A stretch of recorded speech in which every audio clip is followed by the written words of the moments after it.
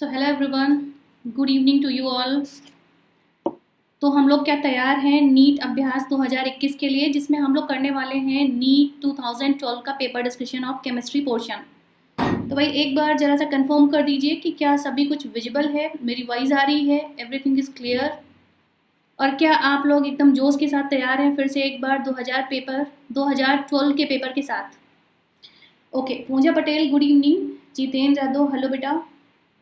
चलो फटाफट आ जाइए और अपने ग्रुप पर अपने फ्रेंड्स के साथ शेयर कर दीजिए कि एक ऑसम सेशन शुरू होने वाला है केमिस्ट्री के डिस्कशन का, जिसमें आप लोगों की तैयारी को चेक करेंगे और आप लोग बच्चे देखेंगे कि आप लोगों ने जो पढ़ा हुआ है, जितने भी सिलेबस कर रखे हैं, उनके क्वेश्चन को आप कितने आसानी से सॉल्व कर पा रहे हैं, राइट। तो चले, आर यू गाइज रेडी? चलो बेटा, फिर हम लोग स्टार्ट करते हैं अपना ये सेशन और आगे चलते हैं पहले क्वेश्चन के साथ, जो कि आया था 2012 में। सिंजनी, आंशिका, उत्कर्ष, सरोज हेलो बेटा। चलो बहुत अच्छा बेटा, आप लोग टाइमली आ गए हैं, मतलब कि आप लोग पढ़ाई को लेके सीरियस हैं। चलिए बेटा, तो फिर स्टार्ट किया जाए सेशन को बेटा। पहला क्वेश्चन आपकी स्क्रीन पर बहुत ही काम होके पीसफुली पहले आप क्वेश्चन पढ़ेंगे, कोई भी जल्दबाजी नहीं है बेटा। रोहन, बैच का सिलेबस बेटा जैसे कि सर ने बताया था कि 20 मार्च तक, मई तक में पूरा कोर्स आपका खत्म हो जाएगा। ठीक है, तो कोर्स खत्म करने से जरूरी है बेटा जितना हम लोगों ने पढ़ लिया है वो कितना हमें आया है, और नीट में हमें बैठना है तो नीट एग्जैक्टली किस तरह की क्वेश्चन देती है, फ्रेमिंग क्या होती है क्वेश्चन की, इस चीज को हम लोग कहाँ से सीखेंगे, प्रीवियस ईयर PYQs करके, राइट। चलो गोपाल गुड इवनिंग बेटा। चलिए आ जाओ, पहला क्वेश्चन देखो बेटा। In a zero order reaction for every 10 degree rise of temperature the rate is double. Rate क्या हो जा रही है, डबल हो जा रही है अगर हमने 100 डिग्री टेम्परेचर बढ़ाया। If the temperature is increase double, okay, if the temperature is increase from 100 to 1000 degrees, the rate of reaction will be, कितनी हो जाएगी बेटा? Good evening Roshan, good evening Aaradhya, good evening बेटा। चलो तो आ जाओ क्वेश्चन में बेटा। In a zero order reaction, एक जीरो ऑर्डर की रिएक्शन दी गई है फॉर एवरी 100 डिग्री राइज, अगर 100 डिग्री हम बढ़ाते हैं तो टेम्परेचर डबल हो जाता है। तो बेटा आप लोगों ने एक फॉर्मूला पढ़ा है, रेट मान लीजिए हमने यहाँ पर लिया 100 डिग्री और कितना राइज किया बेटा, डिफरेंस कितना है, 10 डिग्री का डिफरेंस यहाँ दिख रहा है, 10 डिग्री का डिफरेंस यहाँ पर दिख रहा है, तो हम ये मान सकते हैं कि 10 डिग्री, तो रेट 10 डिग्री किसके बराबर हो जाएगा बेटा, हमें पता है 2 की पावर, जितना हमें t मालूम है उसका डिफरेंस, तो बेटा डिफरेंस कितना आएगा, दैट इज 100 माइनस 10 अपॉन 10, तो कितना हो जाएगा बेटा, ये 2 की पावर 9 हो जाएगा, और 2 की पावर 9 को जब सॉल्व करोगे तो आ जाएगा आपका answer, that will be the 512, तो 512 टाइम्स ये क्या हो जाएगा, ये इंक्रीज हो जाएगा हमारी रेट। अच्छा मैम, रोहन नाम है, रोहन सिंह, हाँ ठीक है बेटा रोहन। चलिए तो आंसर आपका आ गया 4। तो बेटा अब जरा सा ध्यान दीजिए क्वेश्चंस पे, कैसे क्वेश्चन आपको पूछे जाएंगे और कैसा कितना आप सॉल्व कर पा रहे हो। बेटा आप 3 दिन से आप अगर लगे हो, रोज मेरे साथ हो पेपर में, तो आपको बहुत ढेर सारे क्वेश्चन ऐसे मिलेंगे जो अपने आप को रिपीट करेंगे, बार बार सेम, उसकी लैंग्वेज, सारे ऑप्शंस भी हो सकता है सेम मिले, सारे डेटा भी सेम मिले, तो आपको बस पेपर कामफुली करना है। चलो हाँ, 1 कड़ी अयान का आया, 1 कड़ी। चलो बेटा सेकंड क्वेश्चन के साथ, जो कि बहुत ही कॉमन क्वेश्चन है, और मान के चलिए कि पेपर में एक क्वेश्चन केमिकल बॉन्डिंग या हाइब्रिडाइजेशन या सेप ज्योमेट्री को लेके आता ही आता है। बताओ बेटा, which one of the following pair is isostructural. Isostructural का मतलब जिसका स्ट्रक्चर क्या हो, सेम हो, have the same shape and hybridization, जिसके लिए हाइब्रिडाइजेशन भी सेम हो और जिसके लिए शेप भी सेम हो। तो गोपाल ने दिया है फर्स्ट, अयान ने दिया है सेकंड। चलो बेटा चेक करते हैं, NF3 की बात कर लें। अगर हम बात करें NF3 की, तो बेटा NF3 में हाइब्रिडाइजेशन बताओ कितना, हाफ, वैलेंस इलेक्ट्रॉन नाइट्रोजन के 5 और फ्लोरीन 3 सिंगल कोवेलेंट बॉन्ड से जुड़ा होगा। मतलब कि टोटल 4 sp3 हाइब्रिडाइज हो जाएगा। चलो bf3 के लिए देखिए बेटा, क्या bf3 के लिए भी sp3 होगा गोपाल? अगर गोपाल bf3 के लिए sp3 नहीं है तो ये सिमिलर पेयर नहीं होंगे। हाफ वैलेंस इलेक्ट्रॉन 3 और ये बेटा 3, तो टोटल 6 का मतलब हो गया sp2, तो बेटा अलग अलग हो गए। इसी तरह से आपको सभी को करके देखना है। चलो bf4 माइनस के लिए बताओ बेटा, bf4 माइनस के लिए हाइब्रिडेशन कितना निकलेगा? Date is sp3। bf4 के लिए sp3 और वहीं NH4 के लिए भी sp3 निकलेगा, आप लोग निकाल के देख सकते हो। तो पूछा क्या गया? ऐसा पेयर जो आइसो स्ट्रक्चर हो। ठीक है बेटा, तो sp3, तो second will be the right answer. चलो बेटा, question number 3, in which of the following reaction standard reaction entropy change delta S is positive and standard Gibbs energy change decreases sharply with increased temperature? बेटा कौन सा ऐसा pair है, कौन सी ऐसी reaction है? सबसे पहली बात तो डेल्टा एस कैसा होना चाहिए? पॉजिटिव होना चाहिए। यस आयुष, ठीक है बेटा, वेरी गुड। अब नेक्स्ट क्वेश्चन पे इसमें देखिए कि पॉजिटिव किसके लिए आएगा और उसकी के लिए delta G decreases sharply with increase temperature, और किसके लिए डेल्टा जी डिक्रीज करेगा? तो बेटा हमें पता है डेल्टा जी क्या होता है? Delta H minus T delta S. ठीक है बेटा, तो हमें एक ऐसी रिएक्शन ढूंढनी है जिसके लिए डेल्टा एस क्या हो? पॉजिटिव हो। तो बेटा देख डालो, कैसे देखेंगे? हमें पता है कि डेल्टा एस प्रोडक्ट पोर्शन के जितने भी गैसियस मोल्स होंगे माइनस रिएक्टेंट पोर्शन के जितने भी गैसियस मोल होंगे। अब बेटा यहाँ पर देखो, अगर यहाँ की बात करें तो क्या पॉजिटिव आएगा? नो बेटा, यहाँ पर ये 1 है और इधर कितना हो गया? हाफ। ठीक, ये 1 है और हाफ। गुड इवनिंग अनुश्री बेटा, गुड इवनिंग। ओके, अब हमारे पास एक यहाँ पर ऐसा है दैट इज CO 1 मोल, और जब हमने यहाँ पर हाफ माइनस किया तो ये हो जाएगा हमारा प्लस का हाफ मोल। तो यस, हमारे पास एक ऐसी रिएक्शन है जिसके लिए डेल्टा एस पॉजिटिव आएगा, that will be the third. हाँ अयान, पॉजिटिव मीन्स कि रैंडमनेस इंक्रीज हो रही है। वेरी गुड बेटा।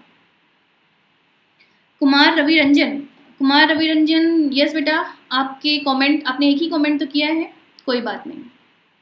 चलो पूजा लेट हो गए, कोई बात नहीं बेटा, जब से आओ बाकी जो क्वेश्चन छूटे हैं रिकॉर्डेड देख लें। तो बेटा C option will be the right answer. अब आप खुद चेक कर सकते हो कि कितने इजी क्वेश्चन आपको दिए गए हैं 2012 में, जो खुद नीट ने दिए हैं। जो हमारा AIPMT होता था उस समय, उसने ये पेपर करवाया है बेटा नीट का।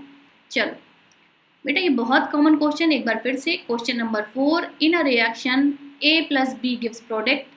बेटा A + B मिलके क्या दे रहा है? एक प्रोडक्ट बन रहा है। ठीक, rate is doubled when the concentration of B is doubled. चलो बेटा एक हम नॉर्मल सी रेट लिख लेते हैं। R = हमें पता है K active mass of A and active mass of B। अब हमें ऑर्डर नहीं पता है, तो अब हम क्या देखें? हमने देखा कि rate is double, rate double हो जा रही है when the concentration B is double. जब हम B की कॉन्सेंट्रेशन को डबल करते हैं तो रेट भी डबल हो जा रही है, मतलब कि डायरेक्टली डिपेंडेंट है। राइट, मतलब कि डायरेक्टली डिपेंडेंट है बेटा। अगर डायरेक्टली डिपेंडेंट है तो इसका मतलब ऑर्डर कितना हो गया? बेटा जल्दी से कमेंट बॉक्स में बताएं कि ऑर्डर कितना हो गया। यस, A के रिस्पेक्ट में हम देखें तो ऑर्डर कितना हो गया? 1। चलो B को भी चेक कर लेते हैं।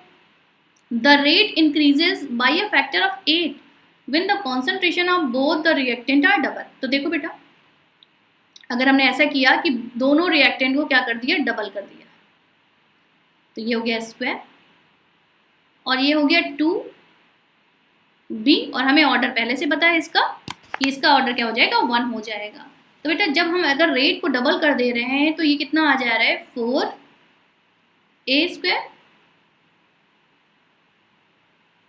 और ये आ जा रहा है 2 × B, मतलब टोटल कितना बढ़ गया हमारा? 8 फैक्टर से बढ़ जा रहा है रेट। तो बिल्कुल सही बात है। तो इसका मतलब कि A के रिस्पेक्ट में जो ऑर्डर आएगी दैट विल बी द 2। तो बेटा A के रिस्पेक्ट में, सॉरी यहाँ पर हम लोगों ने B को डबल माना था, तो B हो जाएगा 1 और रेट हो जाएगा 2।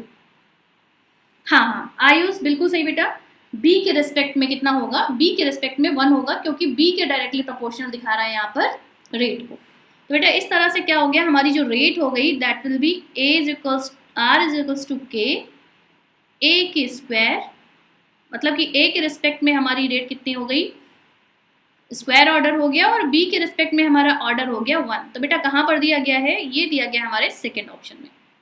तो सेकेंड इज राइट, अनुश्री ने बताया है सेकेंड राइट। यस बेटा, second will be the right answer. चलो क्वेश्चन नंबर 5, बहुत ही बेहतरीन क्वेश्चन बेटा आपकी स्लाइड में, एक बार कोशिश करिए, अगर नहीं आता है तो हम बताते हैं। हेलो रोहित गुप्ता। चलो, limiting molar conductivity of NH4OH। बेटा NH4OH के बारे में बात की जा रही है। अगर हम इसको आयंस में तोड़ें तो ये क्या बनेगा, that is molar conductivity of NH4 plus या M मोल्स, और क्या बन जाएगा प्लस, हमें इसके लिए कैलकुलेट करना है। तो जरा बेटा आप बताएं कि इसके लिए हमारी लिमिटिंग मोलर कंडक्टिविटी किसके बराबर होगी।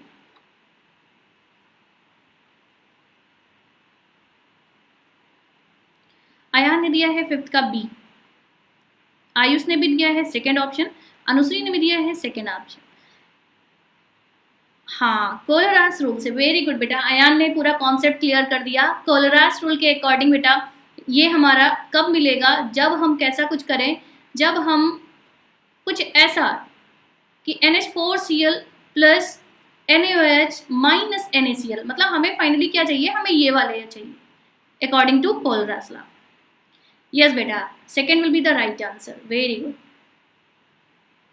अच्छा चलो, which one of the following species contains 3 bond pairs and 1 lone pair around the central atom? Again very easy and simple question बेटा, अगेन बहुत ही आसान सा क्वेश्चन।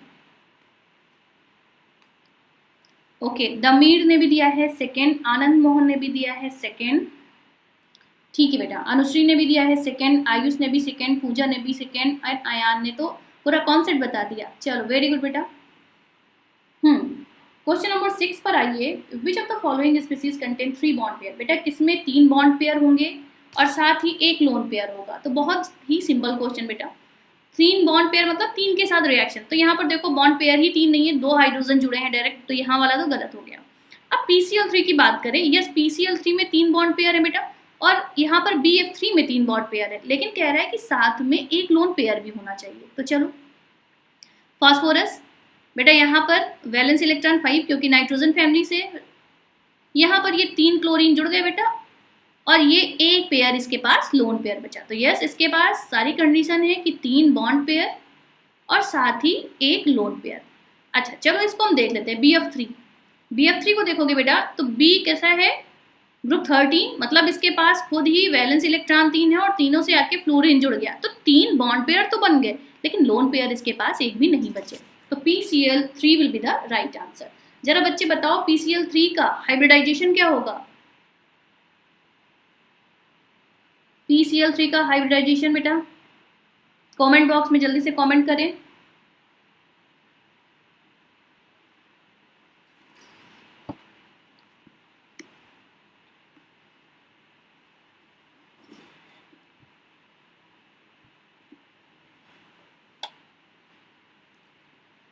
sp3d, अच्छा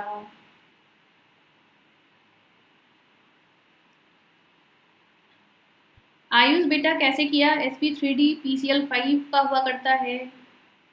अयान sp3, अनुश्री ने बताया sp2, बेटा अनुश्री गलत है। ओके, अयान ने बताया है sp3, आनंद मोहन ने टेट्राहेड्रल, अच्छा सीधा सीधा आपने ज्योमेट्री बता दी Anand. Cause for nature sp3, Aaradhya ने बताया है sp3, रोशन ने बताया है sp3, अच्छा रोहन, अनुश्री, गोपाल, चलो ठीक है। BCl3 नहीं है अनुश्री बेटा, P है, फॉस्फोरस इज देयर। चलो खैर ठीक है। क्वेश्चन नंबर 7 पे आते हैं। चलो आ जाओ फिर से बेटा, लॉट ऑफ हाइब्रिडाइजेशन से। Buffer solution have constant acidity and alkalinity, because buffer solution होता है उसमें कांस्टेंट होता है। हम कहते हैं ना कि pH उसका वेरी नहीं करता, उसकी एसिडिटी और एल्काइनिटी सेम रहती है अगर हमने स्मॉल अमाउंट में कोई भी चीज़ उसमें मिक्स की। ये किसकी वजह से होता है बेटा?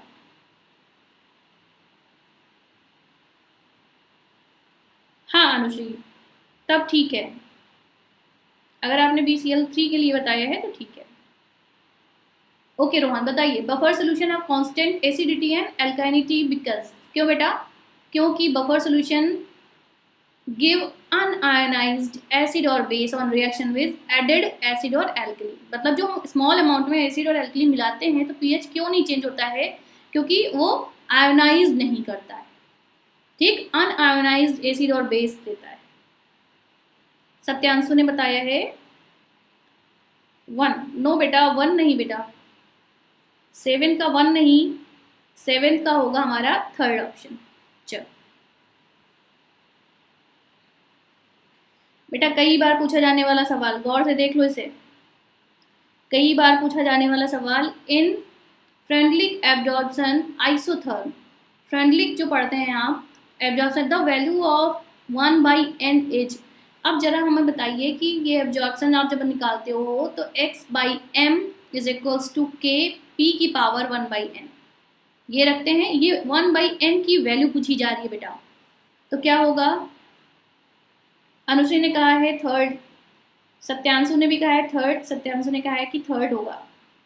चलो यस बेटा, 1/n की वैल्यू किसके बीच में वैरी करेगी? 0 से लेके 1 इन ऑल केसेस, 0 से लेके 1 के बीच में रहेगी। तो हम लिख सकते हैं कि 1/n 0 से बड़ी लेकिन 1 से बेटा छोटी, इनके बीच में आनी चाहिए। ठीक है, चलो वेरी गुड। क्वेश्चन नंबर, हाँ 0 to 1 आराध्या ने बताया 8 का सी। ओके आराध्या, चलो बेटा, pH of saturated solution of BaOH का होल ट्वाइस इज 12। बेटा कई बार आपके पेपर में, टेस्ट पेपर में या फिर प्रीवियस ईयर पेपर में जो हमने कराया, ये question same as it is same data के साथ पूछा गया, दोबारा पूछा गया। pH of saturation of solution of BaOH का होल ट्वाइस इज 12। बेटा ये अगर pH दिया गया है तो ये तो बेस है, तो हमें क्या चाहिए होगा? POH चाहिए होगा। तो POH कितना हो जाएगा बेटा? 14 - 2 मतलब कि 2 हो जाएगा। और यहाँ से हम क्या कर सकते हैं? OH आयन कॉन्सेंट्रेशन निकाल सकते हैं, तो पावर के रूप में आ जाएगा 10⁻⁻²। ये हो जाएगा OH आयन कॉन्सेंट्रेशन। ठीक है बेटा, नहीं बेटा option 1 is not correct. Ayush फिर से करो बेटा 9 को। अब पूछा जा रहा है कि सॉल्युबिलिटी प्रोडक्ट। अब हमें पता है जब BaSO4, अच्छा जरा बताओ, BaSO4 जब डिसोसिएट करेगा BaOH का voltage, barium oxide by barium hydroxide जब डिसोसिएट करेगा बेटा तो Ba2 plus 2OH minus ion. और हमें पता है इसकी वैल्यू बेटा, इसकी वैल्यू कितनी? 10⁻⁻2 ऑलरेडी गिवन है, 10⁻⁻2। अगर हम सॉल्युबिलिटी मान लें तो बेटा ये S हो गया, ये हो गया 2S, क्योंकि 2 यहाँ पर मोल्स दिए गए हैं, राइट। अब हम अगर हम S निकालना चाहें तो क्या हो जाएगा बेटा? ये हो जाएगा 10⁻²/2, हाफ हो जाएगा। ये 2S की वैल्यू है बेटा, तो S की वैल्यू हाफ हो जाएगी। जब हम हाफ करेंगे तो 5 × 10⁻³ हो जाएगी। तो ये बेटा S हो गया, ये हो गया 2S। अब हमें पता है कि KSP क्या होगा बेटा? KSP हो जाएगा S × 2S का स्क्वायर, और S की वैल्यू बेटा क्या दी गई है? 5 × 10⁻³ और यहाँ पर 10 × 10⁻² का स्क्वायर। तो टोटल कितना हो गया बेटा? ये हो जाएगा 5 × 10⁻7 माइनस का। 4th will be the right answer. बेटा बहुत लोगों ने गलत बताया है, गोपाल ने गलत किया, अनुश्री ने गलत किया, पूंजा ने गलत किया, आराध्या ने सही बताया डी ऑप्शन। ओके, अभी ने भी गलत किया बेटा, थर्ड नहीं होगा। इसीलिए मैं बोलती हूँ कि बहुत ज़्यादा स्मार्ट बनने की कोशिश ना करें, पेन और पेपर लेके बैठें। सिली मिस्टेक्स करेंगे, कहीं 10⁵ लिखेंगे, कहीं 10�7 लिखेंगे और आंसर गलत हो जाएगा। ओके, अशोक यादव ने लिखा है, ओके अशोक यादव ने बहुत बड़ा सा नाम बनाया है, अशोक यादव 36 ग्रह, थैंक्स टू NLI। चलो ठीक है, नेक्स्ट क्वेश्चन पर आते हैं बेटा। when chlorine gas react with hot and concentrated sodium hydroxide solution, the oxidation number of chlorine changes from. बेटा बहुत अच्छे से रिएक्शन करना, रिएक्शन लिखो और बताओ कि क्या बनेगा जब क्लोरीन रिएक्ट करता है NaOH। चलो देखो, क्लोरीन की रिएक्शन करा देते हैं यहाँ पर, Cl2 plus hot NaOH। Hot और कॉन्सेंट्रेटेड है बेटा, ये हॉट है और कॉन्सेंट्रेटेड भी, तो क्या क्या बन जाएगा, पहले तो हमारा सोडियम क्लोराइड बन जाएगा, क्लोरेट भी मिलेगा बेटा यहाँ पर, जब हम हॉट और कॉन्सेंट्रेशन से कराएंगे तो क्लोरेट भी मिलेगा और वाटर भी मिलेगा। जरा बताओ यहाँ पर क्लोरीन, हाँ बेटा यहाँ पर क्लोरीन की ऑक्सीडेशन नंबर फ्री स्टेट में है 0 हो जाएगी, यहाँ पर बेटा कितनी हो जाएगी, ये हो जाएगी -1, और बेटा यहाँ पर कितनी हो जाएगी, यहाँ पर देखो ये -6 और ये +1, तो टोटल इसमें कितना हो जाएगा +5। मतलब एक बार Cl2 चेंज होगा -1 में और एक बार 0 से +5 में। तो देखो क्या क्या हो रहा है, 0 से -1 और क्या हो रहा है, और 0 से +5। ठीक बेटा, तो देखो कौन सा ऑप्शन सही मिल रहा है आपको, मुझे लग रहा है 10 का 4 ऑप्शन। हाँ चलो देखें कितने लोगों ने सही बताया है भाई। रोहन ने किया है, अनुश्री ने बताया है 4th, अशोक ने बताया है D, अयान ने कहा है कि डिसप्रपोर्शनल। अच्छा अयान एक्स्ट्रा नॉलेज दे रहे हैं सभी को बेटा, डिसप्रपोर्शनेशन रिएक्शन है, डिसप्रपोर्शनेट कर रही है, ठीक है बेटा बिल्कुल सही। अंशिका ने बताया है 4th ऑप्शन। अंशिका बेटा तुम सो के आ रहे हो बेटा, ऑफलाइन खुलेगी तुम्हारी पिटाई होगी। गोपाल ने लिया है, ठीक है बेटा चलो वेरी गुड। चलो आ जाओ next question number 11, which one of the following statement is incorrect about enzyme catalysis. बेटा एंजाइम कैटालिसिस में कौन सा स्टेटमेंट गलत दिया गया है। पहला, enzymes are denatured by ultraviolet rays and at high temperature. तो बेटा बताओ कि पहला स्टेटमेंट ट्रू है या फॉल्स। 11 का पहला स्टेटमेंट ट्रू है या फॉल्स। बेटा बिल्कुल ट्रू है कि डीनेचर्ड हो जाता है जब हम अल्ट्रावायलेट रेज और हाई टेम्परेचर में इसको लाते हैं। दूसरा, enzymes are least reactive at optimum temperature. जब बेटा हम इसको ऑप्टिमम टेम्परेचर देते हैं, मतलब जितना जरूरी है उतना ही इनफ टेम्परेचर देते हैं, तो क्या ये लीस्ट रिएक्टिव होती है। बेटा सेकेंड वाला बताइए।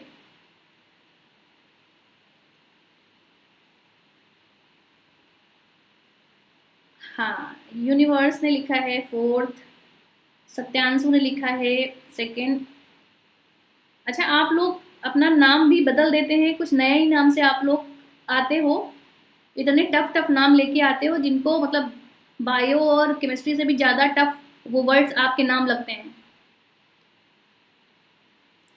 चलो सेकंड बेटा फॉल्स है। जब भी हम ऑप्टिमम टेम्परेचर देते हैं एंजाइम को, तो ये क्या होता है, ये लीस्ट नहीं, ये मोस्ट रिएक्टिव हो जाता है। ठीक, तो यही वाला हमारा क्या था, गलत स्टेटमेंट था। तो सेकेंड ऑप्शन। और भी देख लो, enzymes are mostly proteinaceous in nature. Yes बेटा, एंजाइम्स क्या होते हैं, प्रोटीनियस इन नेचर होते हैं। एंजाइम एक्शन इज स्पेसिफिक, अलग अलग एंजाइम का एक्शन अलग अलग चीज़ों पे तय करता है। हाँ सत्यांशु आपका आसान है, लेकिन बहुत सारे बच्चों का बहुत, हाँ ये देखो सिंचैन आया भाई, मेरी क्लास में सिंचैन आया, नोबिता भी कहीं आ ही रही होगी। बेटा नोबिता को भी बोल दो। चलो क्वेश्चन नंबर 12 आ जाओ बेटा। डाइल्यूट सोल्यूशन से है कॉलिगेटिव प्रॉपर्टी से। क्वेश्चन बहुत इजी है, देखने में सिर्फ लंबा है। चलो देखो कैसे। PA and PB are the vapor pressure of pure liquid component A and B respectively and ideal binary solution के ये PA और PB दिए गए हैं vapour pressure. If XA represent the mole fraction of component A, the total pressure of the solution will be। बेटा बहुत ही easy question.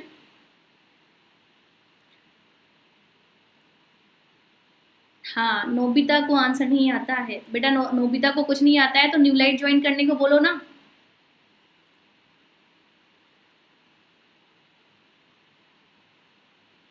बेटा ये देखो, ये वाला फॉर्मूला जो टोटल प्रेशर का होता है, मोल फ्रैक्शन और वेपर प्रेशर को रिलेटेड, तो XB इंटू PB। अब बेटा ये कहाँ पर है, यहाँ पर क्या कर सकते हो, हम क्या कर सकते हैं, ए की जगह पर 1 माइनस बी भी लिख सकते हैं, 1 माइनस एक्स भी लिख सकते हैं, क्योंकि हमें पता है कि एक्स ए जो सम होता है मोल फ्रैक्शन में वो कितना होता है, फाइनली 1 होता है। तो ये हो गया हमारा P A plus X B और पी बी नॉट। ठीक, अब यहाँ से क्या कर सकते हैं, एक्स ए, हाँ तो यहाँ से एक्स ए प्लस एक्स ए, तो यहाँ से कॉमन ले लो बेटा, तो ये हो जाएगा P A plus X A और P A minus P B, ये हो जाएगा। तो फोर्थ ऑप्शन में दिया गया है बेटा, सिर्फ फार्मूला बेस्ड है, कुछ भी करना नहीं है ना। ना बेटा गलत हो, आप लोग गलत है थोड़ा सा, यहाँ पर पी ए प्लस एक्स ए के टर्म में दिया गया है, तो हम लोग क्या कर लेंगे, पी बी वाले टर्म को, यहाँ पर हम क्या करेंगे, पी बी वाले टर्म को क्या कर सकते हैं, 1 माइनस एक्स ए लिख सकते हैं, 1 माइनस एक्स ए लिख सकते हैं। तो फोर्थ दिया गया है करेक्ट ऑप्शन। अच्छा डोरेमोन भी आ गए भाई, डोरेमोन भी आ गए।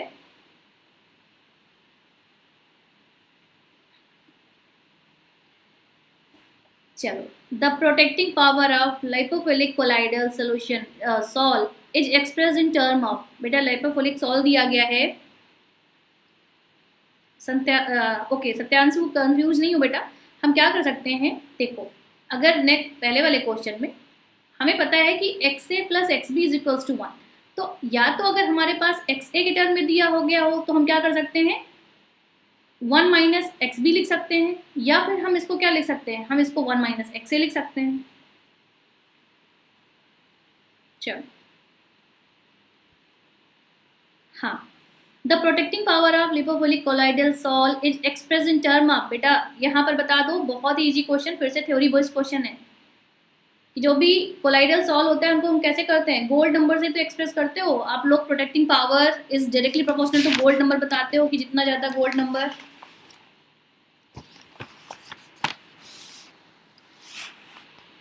हाँ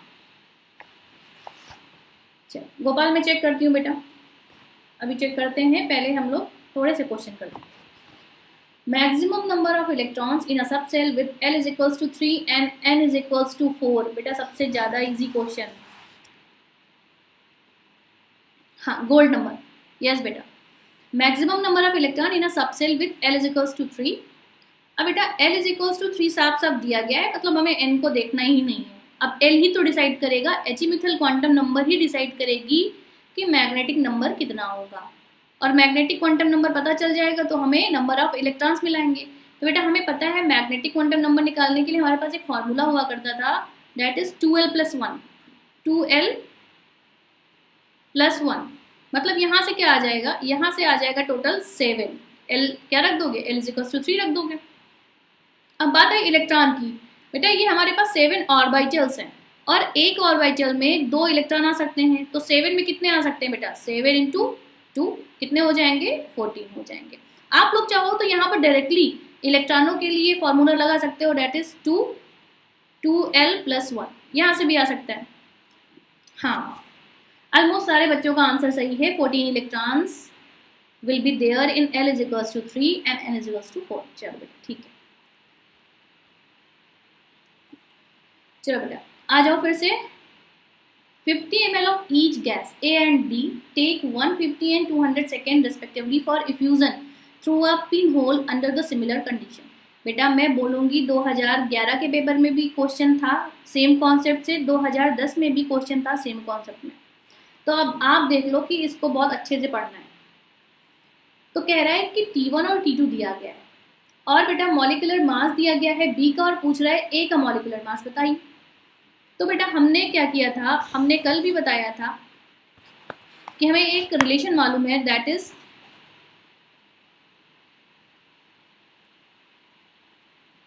TA, या फिर आप सीधा सीधा लिख लो TB upon TA is equals to root molecular mass of B upon molecular mass of A, molecular weight of. अब क्या करना है, हाँ, inversely proportional to molar mass. अब क्या करना है अनुश्री, क्या हो गया बेटा?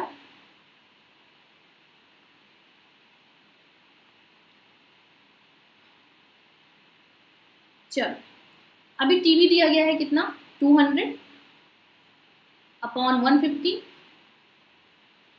Is equals to root 36 upon molecular mass of A, जो कि हमें निकालना है। तो बेटा यहाँ से आ जाएगा ये आपका, हाँ, D is equals to V by T, बिल्कुल यही लगाएंगे बेटा अशोक, अशोक यही लगाएंगे। फिर क्या होगा, इक्वल वॉल्यूम दिया गया है 50 ml एंड 50 ml, तो ये कैंसिल आउट हो जाएगा। तो बचेगा क्या डायरेक्टली, ये क्या बचेगा, direct proportional to root molecular weight. तो यहाँ से आप जब सॉल्व करोगे, नहीं 20 तो नहीं आएगा बेटा अनुश्री, 20 कैसे आएगा? चलो यहाँ देखो, हमने अगर क्या किया, ये चला गया हमारा, चलो 20/50 बचा। अगर हमने इधर का स्क्वायर हटा दिया, ये रूट हटा दिया, तो स्क्वायर आ जाएगा, तो स्क्वायर करने पर ये आ जाएगा 200, चलो पूरा पूरा हमने इसको हटाएंगे, 200 अपॉन 150, और स्क्वायर किया था मतलब कि एक बार और 200 अपॉन 150, और बेटा ये क्या हो जाएगा 36 अपॉन मॉलिक्यूलर मास ऑफ ए। आप क्या करोगे, इसको आप क्रॉस मल्टीप्लिकेशन करके मॉलिक्यूलर मास ऑफ ए आ जाएगा आपका, हाँ कितना आया बेटा, नन ऑफ द, कोई भी नहीं आया। हाँ, अब आंसर आपको मिल रहा होगा, हाँ बेटा इस क्वेश्चन में 20 पॉइंट समथिंग आ रहा होगा, आ रहा है यहाँ पर इस क्वेश्चन में, जो कि आ चुका है बेटा नीट में 20.25 आ रहा था। तो यहाँ पर आपको इसका नियरेस्ट आंसर लगाना है बस, क्योंकि ये क्वेश्चन एज इट इज यहाँ पर जो आंसर दिया गया दैट इज 32। हाँ, कोई नहीं आ रहा था बेटा, लेकिन हमने नियरेस्ट आंसर यहाँ से चुना था, क्योंकि ये पेपर आ चुका है, हम लोगों ने फ्रेम नहीं किया है, जिस तरह से पेपर आया था उसी तरह से आपके सामने ये रखा हुआ है। यस संत्यासी, चलो बेटा आ जाओ बेटा। Question number 16, standard entropy of vaporization is given for water at 1000 degree C. The internal energy of vaporization of water at 100 degree C. बेटा बताओ, पहले तो बताओ क्या फार्मूला लगेगा। वेपोराइजेशन का मतलब होता है कि वाटर के बारे में बात कर रहे हैं, तो वाटर लिक्विड से क्या जा रहा है, लिक्विड था वाटर, और ये चेंज हो रहा है बेटा किसमें, गैसियस में, यही तो। और इस चेंज के लिए हमारा डेल्टा एच गिवन है कितना, 40.66 किलो जूल, याद रखना किलो जूल में है, यहाँ पर जूल और किलो जूल की गलतियां होती हैं, ठीक है।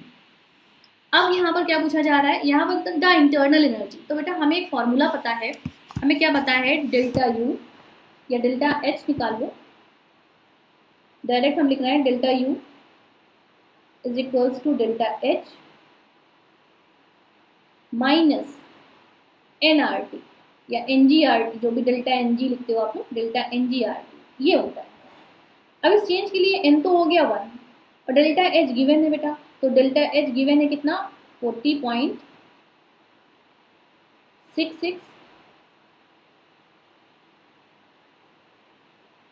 माइनस एन है 1, और आर की वैल्यू क्या पुट करेंगे, आर की वैल्यू क्या पुट करेंगे बेटा, आर की वैल्यू पुट करेंगे 8.31, क्योंकि किलो जूल में दिया गया है, तो -3।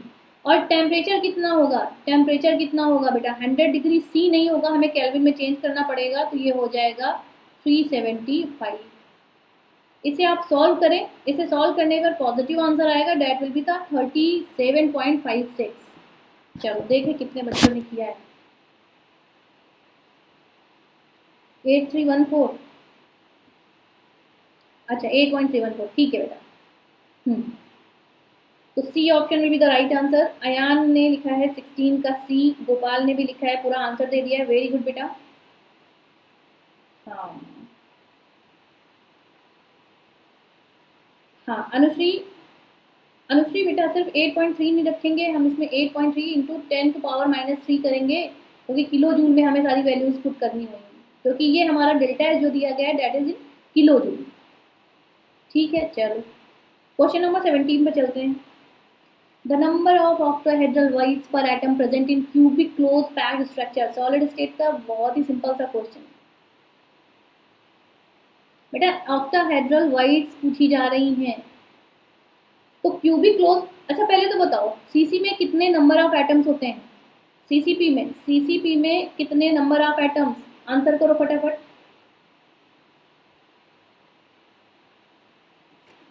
सीसीपी में कितने नंबर ऑफ एटम्स प्रेजेंट होते हैं?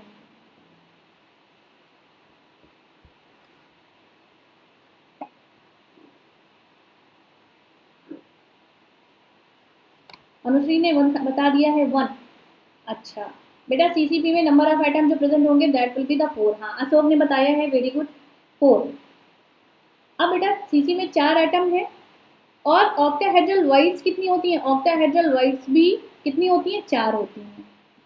तो पर एटम पूछ रहा है, याद रखिए, देखो क्वेश्चन पढ़िए, पर एटम पूछ रहा है तो बेटा 4 एटम के लिए 4, तो एक एटम के लिए क्या हो जाएगा? 4/4 हो जाएगा, 1 हो जाएगा, खत्म काम। Third will be the right answer. Anshika ने फर्स्ट आंसर बताया। अंशिका पिटाई फिर से तुम्हारी। हाँ ये भी बता सकते हो अशोक, ये भी कॉन्सेप्ट लगा सकते हो, लेकिन हम लोगों ने यूनिटरी मेथड का यूज कर लिया कि 4 के लिए।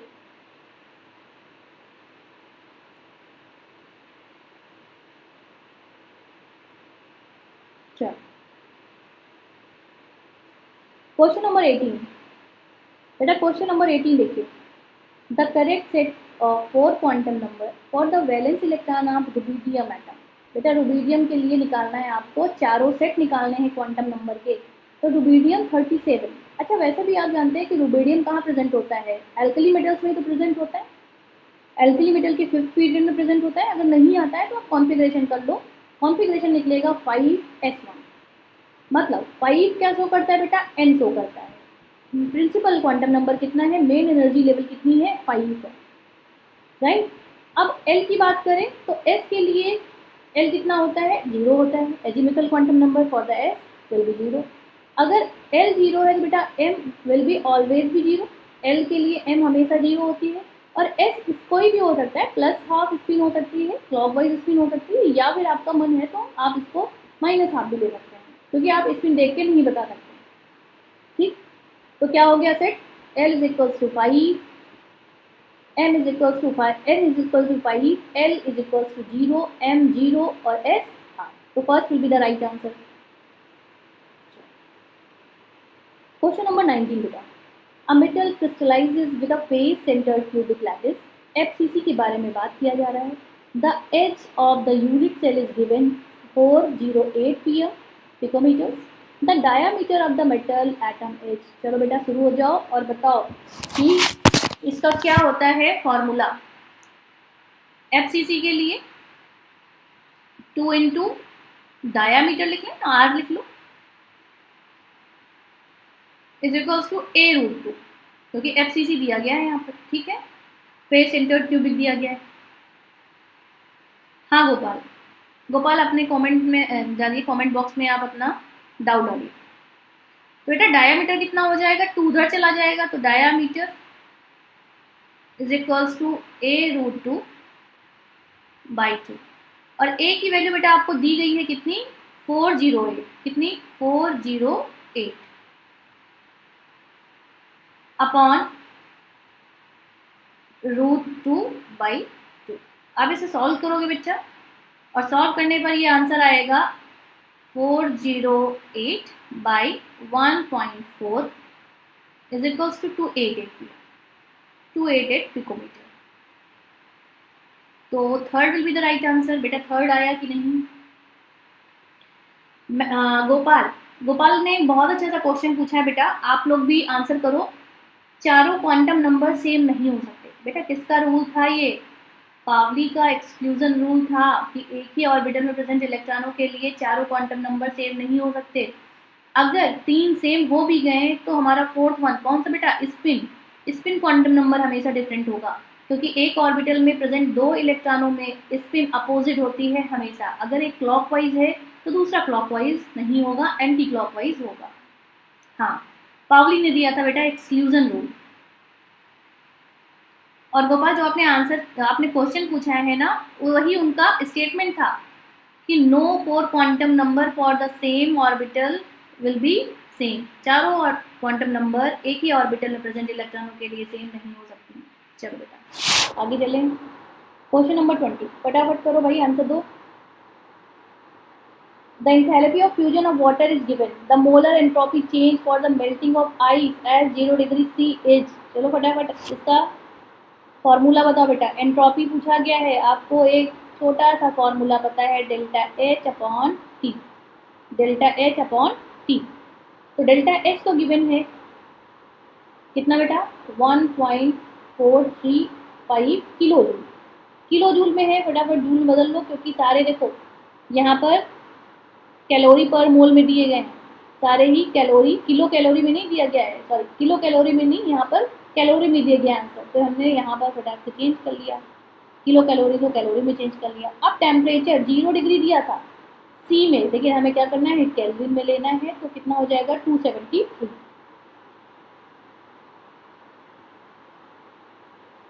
हाँ, अशोक ने कहा है कि पावली का वायोलेशन ऑफ या एक्सक्लूजन ऑफ पावलीज लॉ। ठीक है बेटा, अब बस इसको सॉल्व कर लीजिए, कितना आ जाएगा सब बेटा, सिर्फ आपको अच्छे से गुणा भाग आना चाहिए, किलो कैलोरी नहीं कैलोरी, कैलोरी पर मोल कैलोरी 5.260। हाँ 20 का ए, सत्यांशु का आंसर आ गया, अयान ने भी दिया है, पुष्पा ने भी दिया है, अनुश्री ने दिया है फर्स्ट, सत्यांशु ने दिया है फर्स्ट। अब ऑर्गेनिक जब से आएगी बहुत इजी से क्वेश्चन आने वाले बेटा। In which of the following compound nitrogen exhibit highest oxidation state. Once again एक बहुत ही, हाँ गुणा भाग आना चाहिए, ऐसे तो बोलते हैं ना हम लोग लोकल लैंग्वेज, कनपुरिया लैंग्वेज में कि गुणा भाग आना चाहिए। चलो, और ये सिंसैन और डोरेमोन नोबिता कहाँ चली गई भाई, आंसर तो नहीं कर रही। देखो बेटा यहाँ पर देखो सबसे इजी, यहाँ पर ये -1 तो ये प्लस का 1/3 हाइड्राइड दिया गया है ना, प्लस का 1/3। NH2OH में देखिए ये -1 तो ये कितना हो जाएगा, ये -1 हो गया, ये हो गया +2 और ये हो गया -1, तो इसमें नाइट्रोजन कितना है -1। N2H4 में देखो यहाँ पर कितना हो गया, यहाँ N2H4 में ये हो गया, ओके हाँ ये हो गया हमारा -2। और NH3 में देखो, अच्छा नोबिता डिनर कर रही है, कोई बात नहीं। तो बेटा यहाँ का हमें जो हाईएस्ट दिख रहा है that will be the NH3, यहाँ पर ये हो जाएगा +3 और ये हो जाएगा -3, तो माइनस में ही हाईएस्ट सबसे ज़्यादा किसका हो जाएगा, दैट इज अमोनिया। ना पूछा गया हाईएस्ट ऑक्सीडेशन, हाईएस्ट ऑक्सीडेशन किसका हो जाएगा, N3H का हो जाएगा, किसका हो जाएगा बेटा, N3H का हो जाएगा। माइनस का, ये तो सारे माइनस में आ गए ना, ये प्लस में आया, जो भी माइनस का 3 भाई साफ साफ लिख लो वरना फिर से कंफ्यूजन होगी। -3 यहाँ पर आएगा -1, यहाँ पर आ गया -2 और यहाँ पर आ गया -3। अब माइनस में फिर से गुणा भाग में फिर बोलूँगी, माइनस में वैल्यू दी गई है बेटा, इनमें से कौन सी बड़ी वैल्यू जरा बता दो, इनमें से कौन सी बड़ी वैल्यू बेटा, सत्यांशु, प्रभा, गोपाल, पुष्पा, अनुश्री, AK शुक्ला।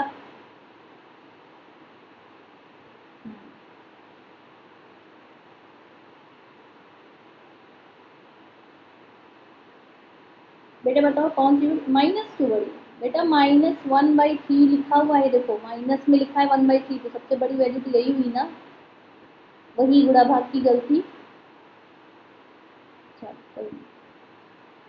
अब देखो बेटा क्वेश्चन नंबर 22, क्वेश्चन नंबर 22 देखो, aluminium is extracted from alumina by electrolysis of a molten mixture. आप बेटा कौन सा मिक्सचर लेते हैं एल्यूमिनियम को एक्सट्रैक्ट करने के लिए, एल्यूमिना से। अच्छा, अगर हम बात करें बेटा फ्यूज्ड एल्यूमिना की, अगर हम बात करें फ्यूज्ड एल्यूमिना की, तो ये कैसा होता है, ये बैड कंडक्टर होता है इलेक्ट्रिसिटी का, और इलेक्ट्रोलिसिस के लिए तो गुड कंडक्टर होना चाहिए, ये बैड कंडक्टर होता है। तो क्या करते हैं, जब हम इसमें दो चीज़ें मिलाते हैं, कौन कौन सी, क्रायोलाइट क्रायोलाइट, हो सकता है बेटा कभी ये लैंग्वेज में दे दे तो याद रखना, क्रायोलाइट और फ्लोर्सपर। अच्छा, क्रायोलाइट का जरा फॉर्मूला बताओ, क्रायोलाइट क्या होता है? क्रायोलाइट होता है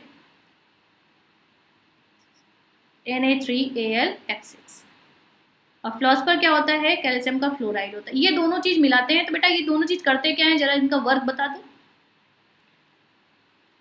इन दोनों का वर्क बता दो।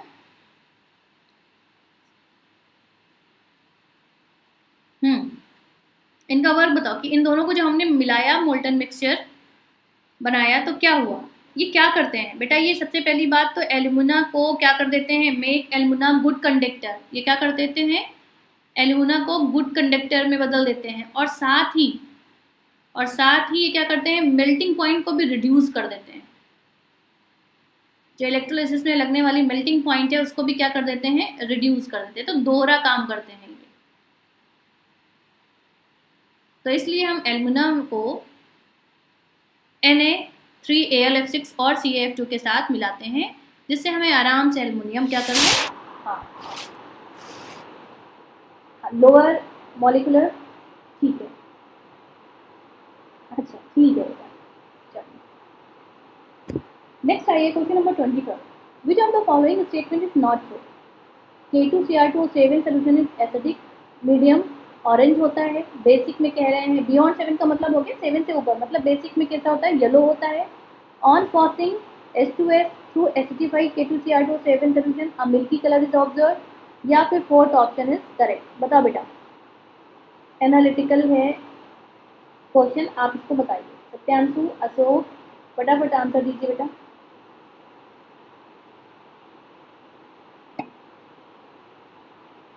अशोक ने बताया डी। अच्छा, ऐसा तो नहीं बच्चों कि पहले से आप लोग 2012 का पेपर देख के आए हो, आंसर एकदम बिल्कुल पढ़ के?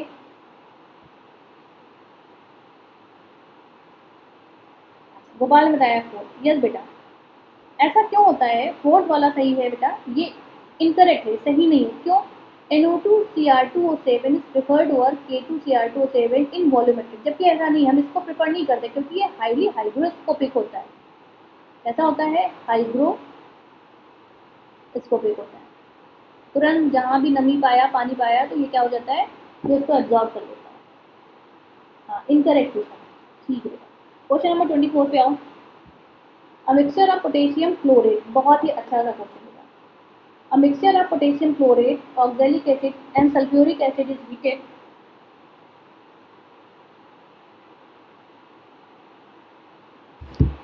during the reaction which element undergoes maximum change in the oxidation number? Okay Satyashu, तब तो बहुत अच्छी बात है। अच्छा, अशोक ने कहा है बहुत पहले पढ़ा था, कोई बात नहीं। A mixture of potassium chlorate, चलो एक रिएक्शन देखते हैं।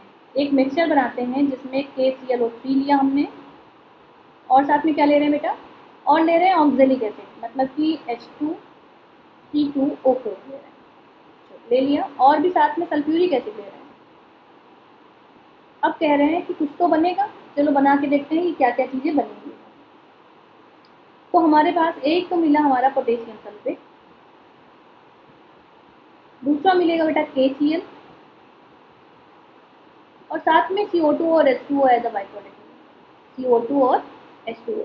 तो अब जरा हम यहाँ पर चेंज देखें कि किसकी ऑक्सीडेशन में चेंज हुआ। चलो बताओ, यहाँ पर पोटेशियम +1, क्लोरीन यहाँ पर कैसा बेटा है? +5, तभी ये क्या करेगा? बैलेंस करेगा -6 को, ऑक्सीजन के -6 को बैलेंस करेगा।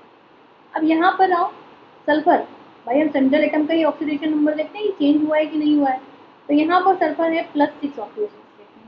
अब जरा यहाँ पर आओ, यहाँ पर सल्फर फिर से +6 है, KCl में Cl कैसा हो गया? -1 हो गया, बाकी CO2 है।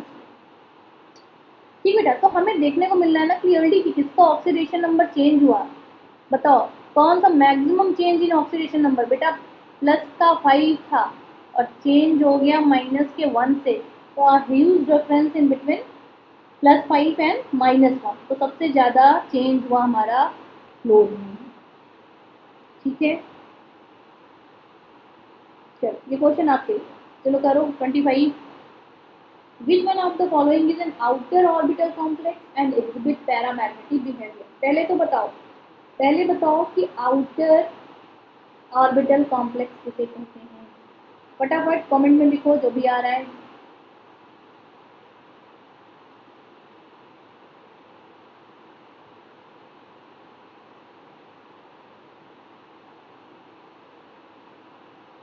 बेटा हाँ, चेंज पूछा गया है कि मैक्सिमम कितना चेंज पूछा।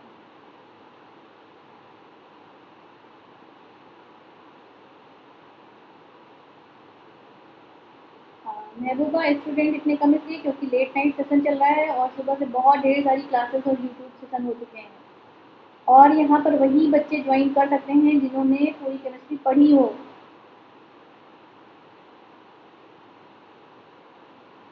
ओके मैम, ठीक है बेटा। यहाँ पर वही बच्चे आ सकते हैं जिनको आंसर देना हो, क्योंकि यहाँ पर हम पूछते हैं और आप बताते हैं। सत्यांशु ने लिखा है ब्लू इन कलर। अनुश्री का आंसर आ गया थर्ड, सत्यांशु का थर्ड। चलो देखते हैं बेटा। अच्छा, आप लोगों ने हमारे क्वेश्चन का आंसर नहीं किया कि बेटा आउटर ऑर्बिटल कॉम्प्लेक्स किसमें, जिसमें कि बाहर वाले डी ऑर्बिटल ने पार्टिसिपेट किया हो हाइब्रिडाइजेशन में, राइट।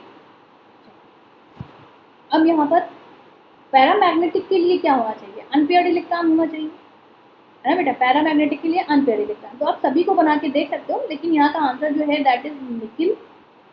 अब देखो NH3 कैसा है बेटा, NH3 वीक फील्ड लिगेंड या स्ट्रॉन्ग फील्ड लिगेंड। NH3 कैसा है, वीक फील्ड लिगेंड, मतलब पेयरिंग नहीं कराएगा, और +2 के ऑक्सीडेशन स्टेट में है यहाँ पर, तो Ni2+। इसके लिए बेटा क्या हो जाएगा 3D8 एंड 4s2। तो बेटा यहाँ पर रख के देख लेते हैं कि कितने अनपेयर्ड इलेक्ट्रॉन आएंगे।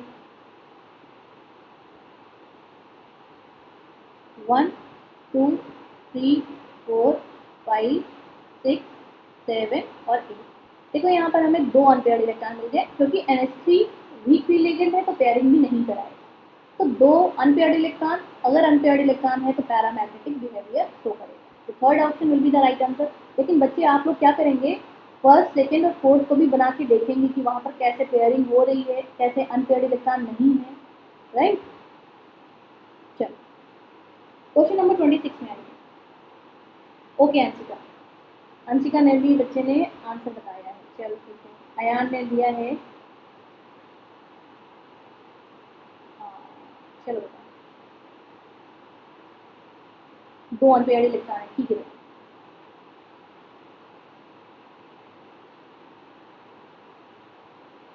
नहीं बेटा, स्ट्रॉन्ग फील्ड लिगेंड नहीं है, ये वीक फील्ड लिगेंड है। NH3 की बात की जा रही है, CN नहीं है यहाँ पर। चलो ठीक है, आगे आगे आओ बेटा नेक्स्ट क्वेश्चन पे।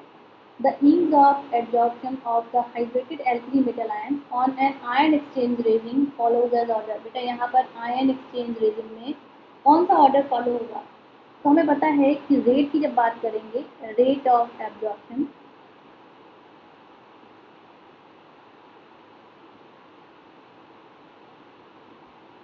Is inversely proportional to size, मतलब जिसका साइज बड़ा उसका रेट कम हो जाएगा। अनुश्री ने दिया है फोर्थ ऑप्शन। नो बेटा, यहाँ पर देखो जिसका साइज बड़ा, अब यहाँ पर देखो आयनिक दिया गया है रेडी, Li+K+, Na+, और यहाँ पर हाइड्रेटेड एल्कली मेटल्स की रेडियाई दी गई है। तो हाइड्रेटेड में सबसे बड़ा कौन होता है, लिथियम वाला हो जाता है, मतलब लिथियम सबसे छोटा हो जाएगा। एक बार याद रखना, नॉर्मल नहीं है, हाइड्रेटेड है यहाँ पर।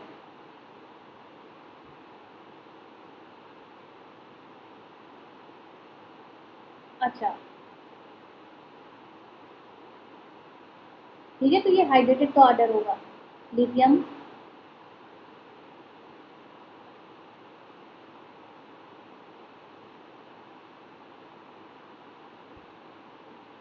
अनुश्री ने कहा कि फोर्थ होगा, और बाकी बच्चे क्या बोल रहे हैं 26।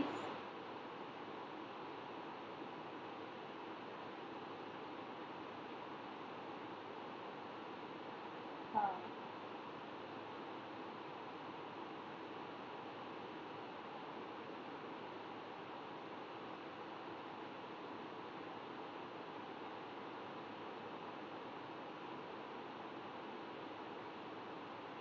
ठीक है बेटा।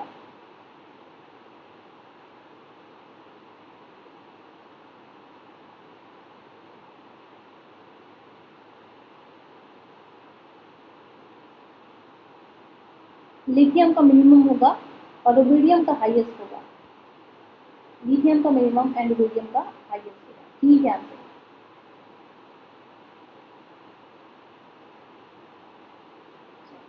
डॉक्टर अरविंद पंडित ने दिया है सी।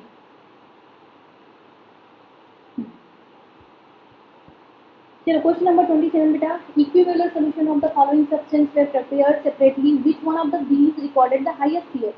हाईएस्ट पीएच का मतलब हो गया कि जिसकी बेसिसिटी हाईएस्ट हो, जो एक स्ट्रॉन्ग बेस हो, तो बेस का पीएच हाईएस्ट होता है। तो जरा बताओ किसमें बेसिक कैरेक्टर सबसे ज्यादा होगा। हाँ शिवानी ने बताया है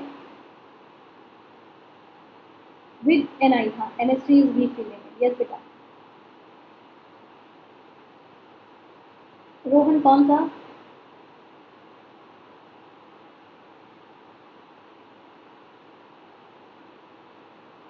चलो अनुश्री ने दे दिया है थर्ड ऑप्शन। यस बेटा। बेसिसिटी की बात करें तो इनमें सबसे ज़्यादा बेसिसिटी BaCl2।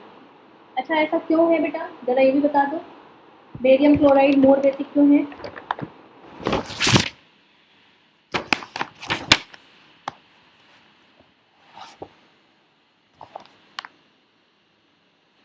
इनमें BaCl2 मोर बेसिक कौन है, क्योंकि बेटा इससे जो हमारा सोल्यूशन बनेगा वो क्या होगा, वो होगा barium hydroxide which is more basic. चलो फिर से एक बार क्वेश्चन, रिपीटेड क्वेश्चन है बेटा, एक बार पहले भी आ चुका है। Sulphur trioxide can be obtain by which of the following reaction, किस रिएक्शन से सल्फर ट्राईऑक्साइड को हम बना सकते हैं। तो बेटा यहाँ पर एक ही रिएक्शन से सल्फर ट्राईऑक्साइड बनेगी, बाकी से सल्फर डाइऑक्साइड बनेगी। सिर्फ ये रिएक्शन है जो सल्फर ट्राईऑक्साइड देती है, यहाँ से SO3 बनता है। ठीक, और साथ में आयरन का ऑक्साइड भी बनता है, दैट इज Fe2O3। हाँ अयान ने लिखा है ओके। चलो भाई फोर्थ ऑप्शन सभी का सही है, गुड अप्रोच बेटा। चलो बेटा फिर से एक मेटलर्जी का question. In the extraction of copper from its sulphide ore, the metal is finally obtained by the reduction of cuprous oxide with, किसके साथ हम बेटा क्यूप्रस ऑक्साइड लेते हैं। तो लर्निंग पोर्शन का क्वेश्चन है बेटा, किसके साथ हम क्यूप्रस ऑक्साइड लेते हैं, बस ये बताना है। तो कॉपर सल्फाइड के साथ, अगर नहीं आता है तो कॉपर सल्फाइड के साथ हम क्या करते हैं, क्यूप्रस ऑक्साइड लेते हैं। यहाँ से हम एक्सट्रैक्ट करते हैं किसको, यहाँ से हम एक्सट्रैक्ट करते हैं कॉपर को। ठीक है। Question number 30, identify the wrong statement in the following. बेटा क्वेश्चन नंबर 30 को पढ़ो और आइडेंटिफाई करना है इसमें से रॉन्ग स्टेटमेंट।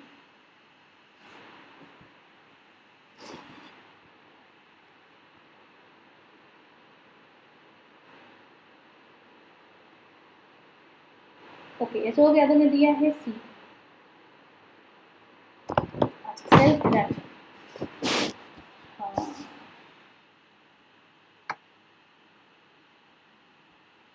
अब बेटा यहाँ पर देखो, atomic radius of element increases as one move down the first group of the periodic. कह रहा है कि जब हम फर्स्ट ग्रुप में नीचे की ओर जाएंगे पीरियोडिक टेबल में, तो एटॉमिक रेडियस क्या करती है, इंक्रीज करती है। तो बेटा बिल्कुल सही बात है, जनरल ट्रेंड भी यही है कि लेफ्ट टू राइट जाने पे हमारी जो एटॉमिक रेडियस है वो क्या करती है, डिक्रीज करती है, जबकि डाउन टू द ग्रुप जाने पे हमारी रेडियस क्या करती है, इंक्रीज करती है। तो पहला स्टेटमेंट तो सही है। दूसरा देखो, atomic radius of the second element, अच्छा atomic radius of the element decreases as we move left to right in second period. बेटा किसी भी पीरियड में जाओ आप, जनरली जो जनरल ट्रेंड है वो क्या कहता है कि लेफ्ट टू राइट जाने पे हमारी जो एटॉमिक साइज होती है वो डिक्रीज होती है। ठीक, तो ये भी सही है।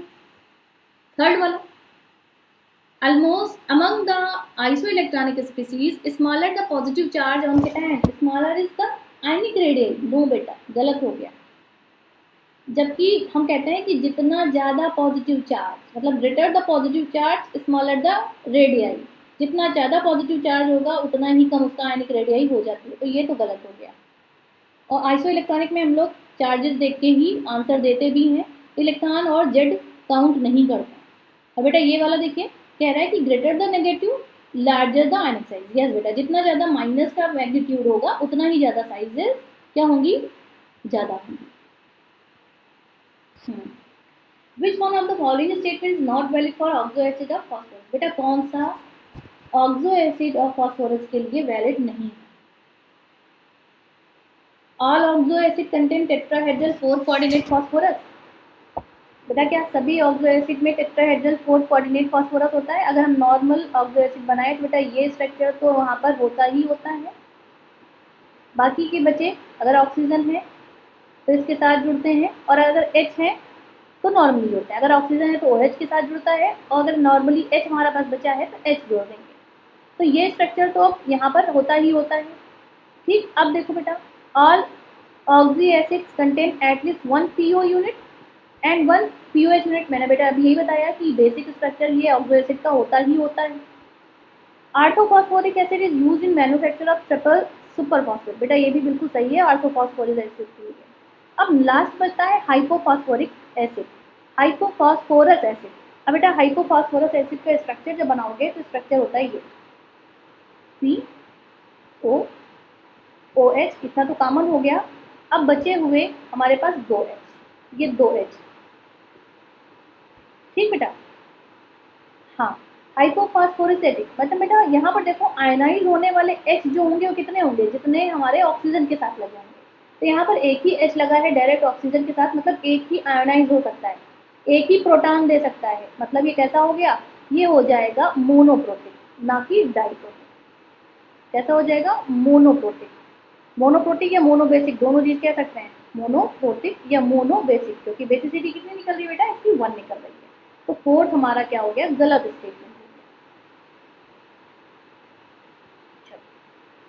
Identify the alloy containing a non metal as a constituent in it, बेटा कौन सा ऐसा है जिसमें हमारा नॉन मेटल प्रेजेंट होता है एज एन इम्प्योरिटी।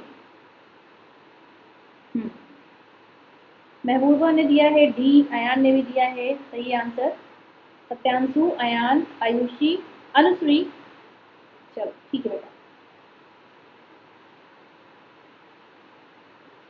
मोनिका ने लिखा है क्वेश्चन 25, अरे 25 ऑप्शन ए एक बार बता दीजिए।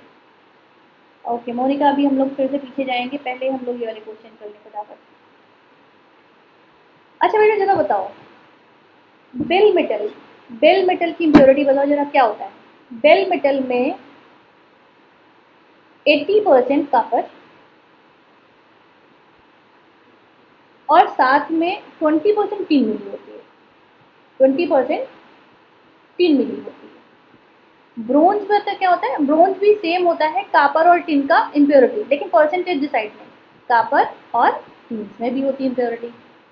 बेटा इनवार क्या होता है, इनवार होता है निकिल आयरन का एलॉय। क्या होता है, निकिल और आयरन का एक एलॉय होता है। और स्टील में इम्प्योरिटी मिली होती है कार्बन की, बेटा फ्यू % ऑफ कार्बन। अब बेटा इन सब में अगर हम बात करें नॉन मेटल कौन सा है, तो नॉन मेटल सिर्फ और सिर्फ कार्बन है, बाकी ये डी ब्लॉक एलिमेंट हो गए, ट्रांजिशन एलिमेंट्स हो गए, ये ट्रांजिशन एलिमेंट, ट्रांजिशन एलिमेंट। तो नॉन मेटल इसमें क्या हो जाएगा, कार्बन हो जाएगा। हाँ सत्यांशु ने दिया है, हाँ महबूबा CU और टिन ऐसा होता है। ब्रॉन्ज में भी दोनों ही होते हैं, सिर्फ बेल मेटल में परसेंटेज डिसाइडेड है। क्वेश्चन नंबर 33 बेटा चलो, the pair of species with the same bond order, once again एक, अच्छा भाविक ने पूछा है मैम रोज कितने क्वेश्चन करें सब सब्जेक्ट के मिला के। बेटा क्वेश्चन के नंबर पे डिपेंड नहीं करता है, कॉन्सेप्ट पे डिपेंड करता है, मतलब कि आपने कितने कॉन्सेप्ट एक दिन में सीख लिए। नंबर ऑफ क्वेश्चन नहीं, क्वालिटी ऑफ क्वेश्चन पे होता है।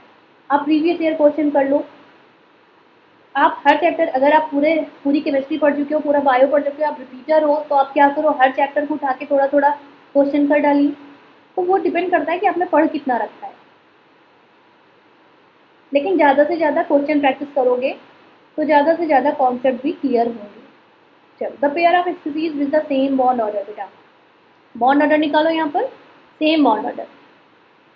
तो बेटा सेम बॉन्ड ऑर्डर के साथ यहाँ पर थर्ड वाला आंसर सही है। कैसे सही है, चलो देख लो, हमने कल बताया भी था कि अगर इलेक्ट्रॉन हम लोग देख लें, अगर 14 इलेक्ट्रॉन है तो उसके लिए हम याद रख लें कि 3 बॉन्ड ऑर्डर होता है। और बेटा अगर 13 है तो हम 2.5 कर देंगे, 0.5 घटाते चलें, ये ट्रिक है बेटा। 0.5 घटाते चलो, आपको बॉन्ड ऑर्डर निकलता जाएगा 1.5 और फाइनली 10 तक 1, मतलब कि 10 का हो जाएगा 1, 14 का हो जाएगा 3। उसी तरह से बेटा यहाँ पर 15, 16, 17 और 18, मतलब 10 से लेके 18 तक के अगर इलेक्ट्रॉन है किसी में। हाँ भाभी, बिल्कुल सफिशियंट है बेटा। तो बेटा फिर से यहाँ पर क्या करेंगे, प्रोसेस वही, ये एक आपका मीडिएटर है, उसके बाद और उसके पहले आपको 0.5 घटाते चलना है, और ये हो गया 1।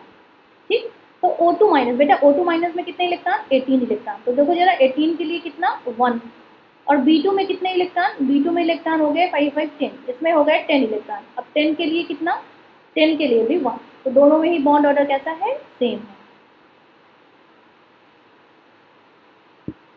बेटा bond order of 1.5 is shown by, बेटा 1.5 किसका बॉन्ड ऑर्डर हो सकता है, अभी अभी देखो मैंने बताया था यहाँ पर 1.5 किसका बॉन्ड ऑर्डर हो सकता है, दो लोगों का बॉन्ड ऑर्डर हो सकता है, या तो इलेक्ट्रॉन कितने हो 17 हो, या तो इलेक्ट्रॉन कितने हो 11।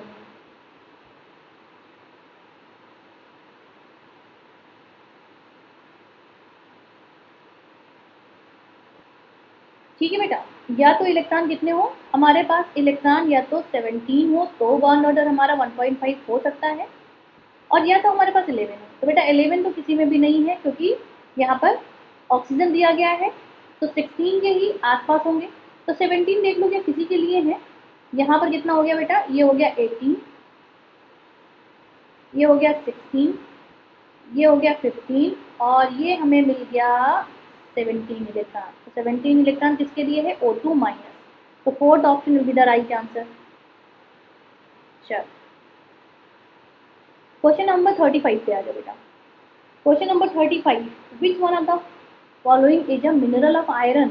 आयरन का मिनरल पूछ रहा है बेटा। चलो पायरोलोसाइट, बताओ बेटा पायरोलोसाइट क्या होता है, मैग्नीशियम का ऑक्साइड होता है, MnO2। जो ना है बेटा वो नोट करते जाना जरूर, ये कई बार रिपीट होगा। मैलाकाइट क्या होता है, मैलाकाइट होता है हमारा कॉपर, तो कार्बोनेट, और साथ ही इसका हाइड्रोक्साइड, साथ ही इसी का हाइड्रोक्साइड।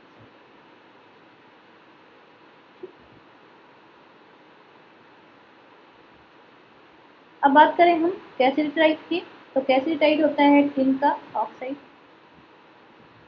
अब बचा one and only one, that is magnetite. बेटा मैग्नेटाइट होता है हमारा आयरन का ऑक्साइड Fe3O4 वाला, Fe3O4।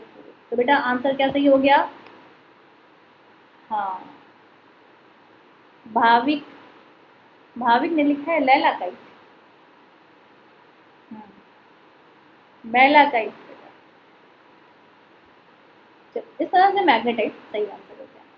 ठीक है, लेकिन हो सकता है कभी मैलाकाइट पूछ दिया जाए, कभी कैल्शियम पूछ दिया जाए, तो सभी को आपको याद में आने चाहिए। चलो एक बार फिर से बहुत ही आसान सा क्वेश्चन आपकी स्क्रीन पे बेटा।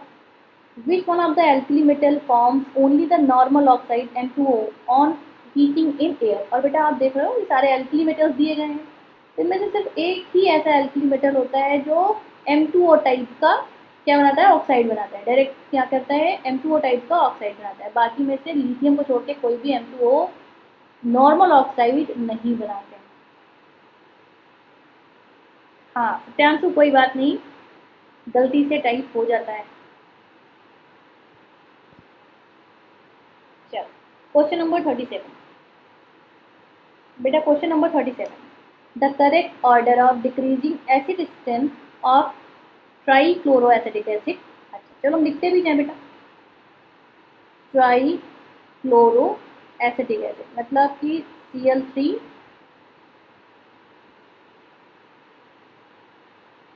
CH2 की जगह Cl3 COOH। ठीक, ये हो गया हमारा। अच्छा ये तो हो गया क्लोरो। अब जरा आ जाओ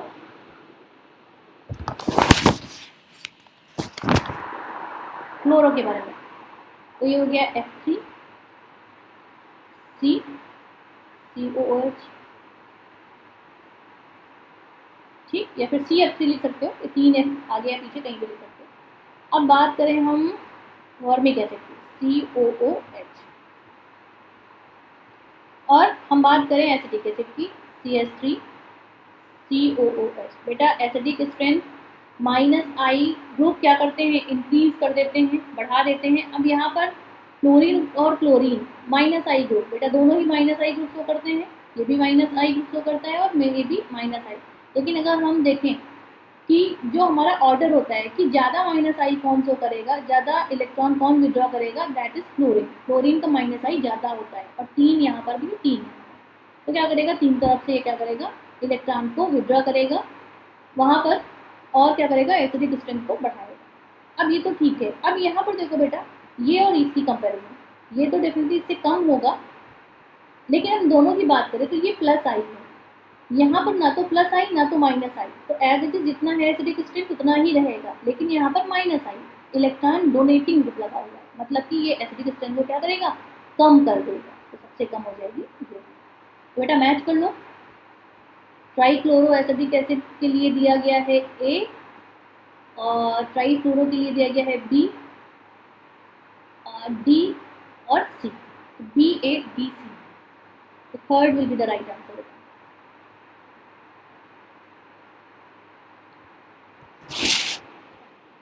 हाँ, BADC। चलो आ जाओ बेटा ऑर्गेनिक के पोर्शन पे।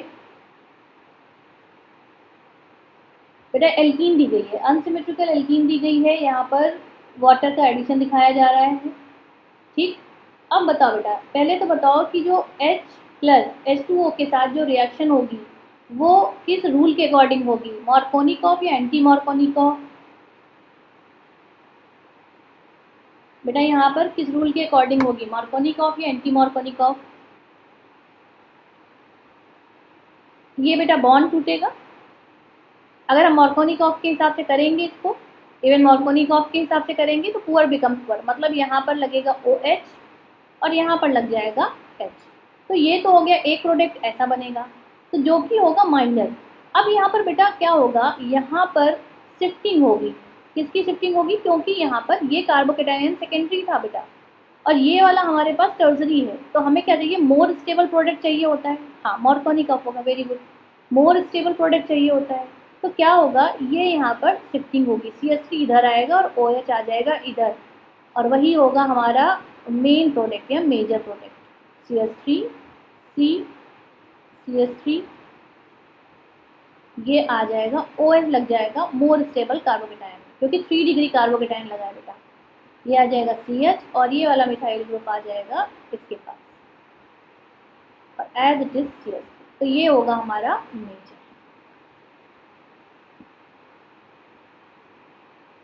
ठीक, हाँ मिथाइल शिफ्ट होगा, यहाँ पर रीअरेंज होगा, क्योंकि मोर स्टेबल कार्बोकेटायन हमें चाहिए होता है, तो ये ऑप्शन दिया गया बेटा हमारा ये थर्ड में हमारा सेम स्ट्रक्चर दिया गया है जो हमने बनाया है। क्वेश्चन नंबर 13 है बेटा, which nomenclature is not according to IUPAC system. बेटा मैं बिल्कुल नहीं बताने वाली हूँ, IUPAC का सिंपल सा क्वेश्चन है, आप इसका आंसर दो फटाफट आंसर दीजिए। अच्छा, आयान ने बताया है 2,3 dimethyl butane 2 all, very good बेटा।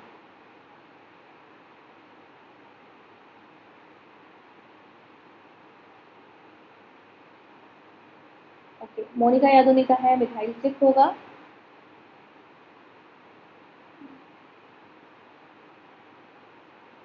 अनुश्री ने कहा है 3rd। अच्छा, यहाँ पर आपको 3 ही ऑप्शन दिख रहा है, एक जरा और भी है नीचे, ये इसको भी एक बार देख लो।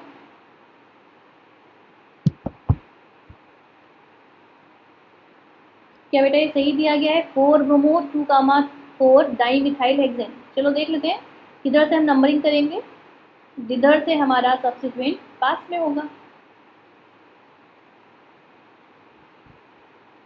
लॉन्गेस्ट चेन भी लेंगे हम लोग, 1 2 3 4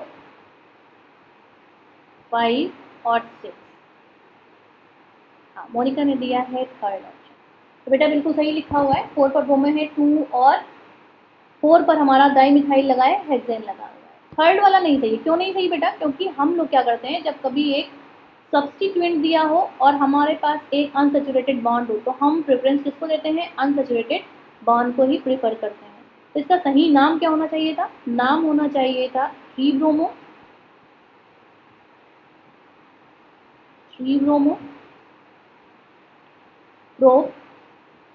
1 इन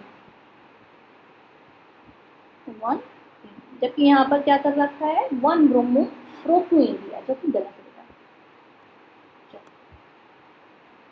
क्वेश्चन नंबर 40 बेटा, बस 10 क्वेश्चन और आपके लिए। बिल्कुल हौसला खोलिए, बिल्कुल एक बार जोर से भर दीजिए। चलो कमेंट करो फटाफट, जिससे कि पता चले कि जग रहे हो तुम लोग।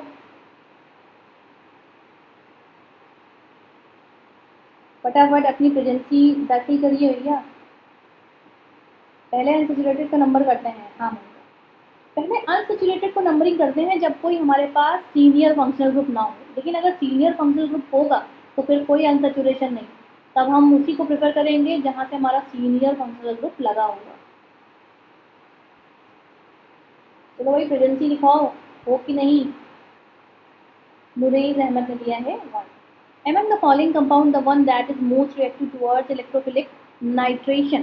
Yes बेटा, चलो 1 तो सही ऑप्शन है, क्योंकि इलेक्ट्रोफिलिक अगर हम देखें तो हम बोल दें कि इलेक्ट्रॉन डोनेटिंग ग्रुप जितना अच्छा होगा उतना ज़्यादा इलेक्ट्रोफिलिक नाइट्रेशन कराएगा। और नाइट्रोजन, जो भी हम नाइट्रेशन प्रोसेस बोलते हैं बेंजीन का, वो इलेक्ट्रोफिलिक सब्स्टिट्यूशन प्रोसेस है।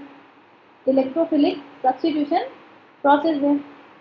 सत्यांशु बेटा रोने के लिए नहीं बोला है। चलो, तो अगर हम चारों को देखें तो सबसे ज़्यादा जानते हैं किसका? सबसे ज़्यादा इलेक्ट्रॉन डोनेटिंग ग्रुप यहाँ पर CH3, दैट इज टॉलुइन।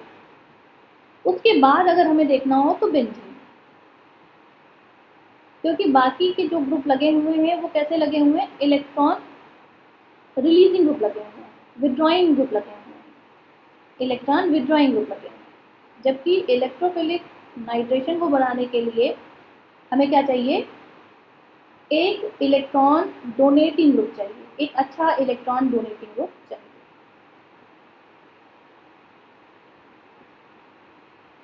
तो ये हो जाएगा, चारों का दिया होता है कि इसको ऑर्डर में करिए।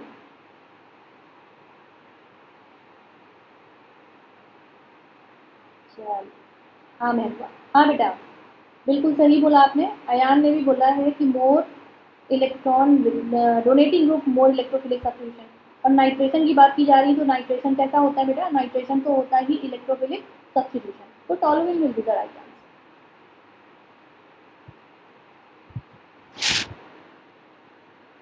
अच्छा चलो बेटा, डे आफ्टर टुमारो फिर से आपकी क्लास होगी क्वेश्चन की।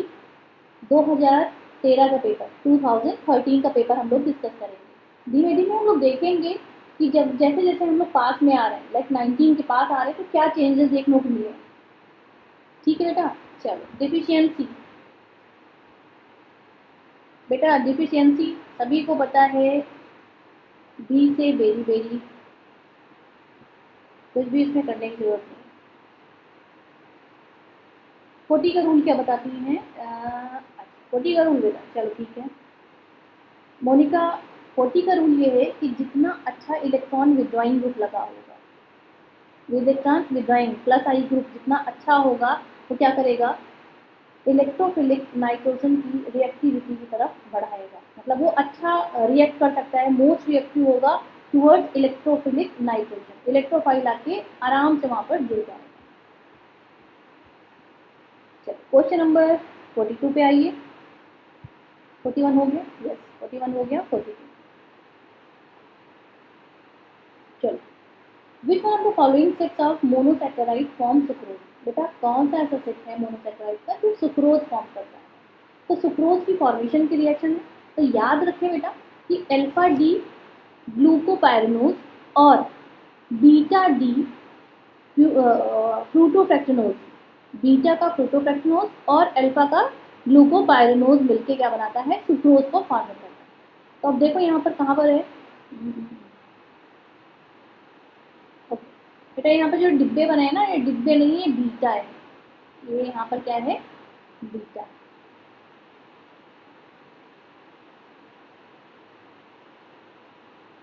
हाँ यस कोमल वर्मा, बेटा हम लोग ये लगे रहेंगे, पहले प्रैक्टिस सेट हो जाएंगे, फिर हम लोग क्या करेंगे, चैप्टर वाइज क्वेश्चन उठाएंगे। कैसा रहेगा, सारे बच्चे बताएं कि चैप्टर वाइज, जैसे एक एक चैप्टर उठा के हम लोग सिर्फ उसको रिवाइज करें, सिर्फ उसी क्वेश्चन करें। जैसे मैंने मोल से स्टार्ट किया, तो हमने पहले से बता दिया कि बेटा कल मोल के क्वेश्चन होंगे, आप लोग रिवाइज करके आना। तो बेटा कैसा रहेगा ये कॉन्सेप्ट, टाइमिंग लेकिन बेटा यही रहेगी 10 बजे।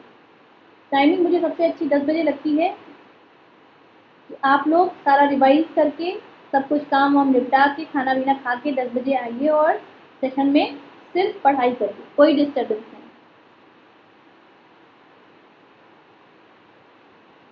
अच्छा मोनिका ने कहा है नहीं,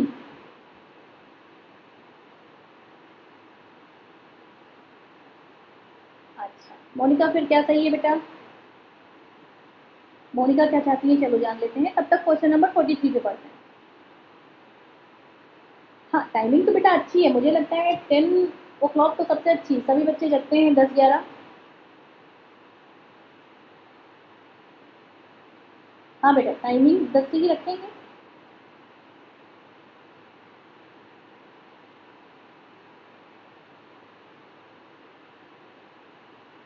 एक कोई चैप्टर नहीं नूरेश, हम लोग पहले से आप लोगों को बता देंगे कि बेटा ये चैप्टर हम लोग करेंगे one by one according to NCERT.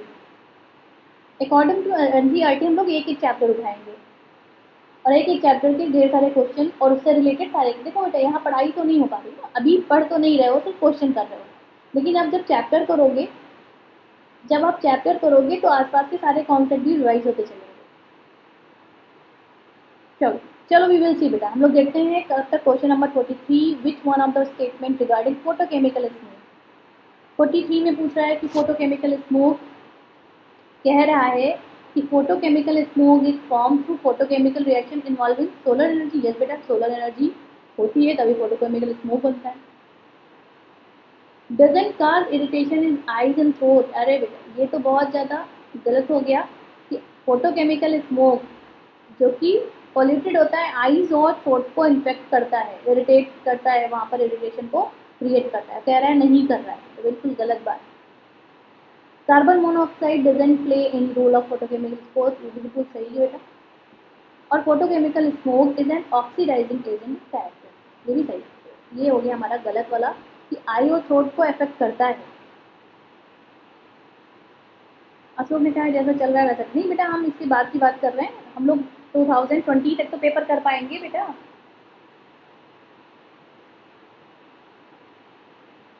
अच्छा चलो ठीक है, अभी तो हम यही कराएंगे बेटा, अभी तो हम यही कराएंगे, फिर आगे जैसा आप लोग चाहो। 2020 तक ही तो करा सकते हैं, 21 का पेपर है नहीं मेरे पास, सॉरी। वो अभी फ्रेम हो रहा है बेटा, 21 के लिए तो तैयार कर रहे हैं आप लोगों को। चलो question number 44, in the following sequence of the reaction. बेटा एक सीक्वेंस देखो, पहला क्या दिया है, एक एल्काइल हैलाइड मतलब मिथाइल ब्रोमाइड दिया गया है, KCN की रिएक्शन करें। बेटा जब भी KCN की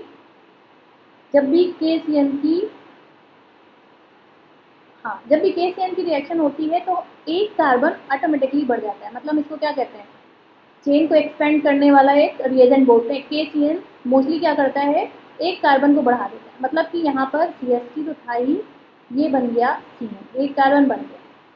अब बेटा जब भी हमने नाइट्राइल की हाइड्रोलिसिस कराई तो हमें एसिड मिलता है, 2 कार्बन का एसिड क्या हो जाएगा, ये हो गया। अब इस एसिड को हमने रिडक्ट कराया in the presence of LiAlH4, तो बेटा एसिड को ये रिड्यूसिंग एजेंट कन्वर्ट करता है अल्कोहल में। याद रखिएगा जितने कार्बन का एसिड उतने कार्बन का अल्कोहल, CH3 CH2 OH क्या बन गया, एथाइल अल्कोहल। क्या बन गया बेटा, एथाइल अल्कोहल। सेकेंड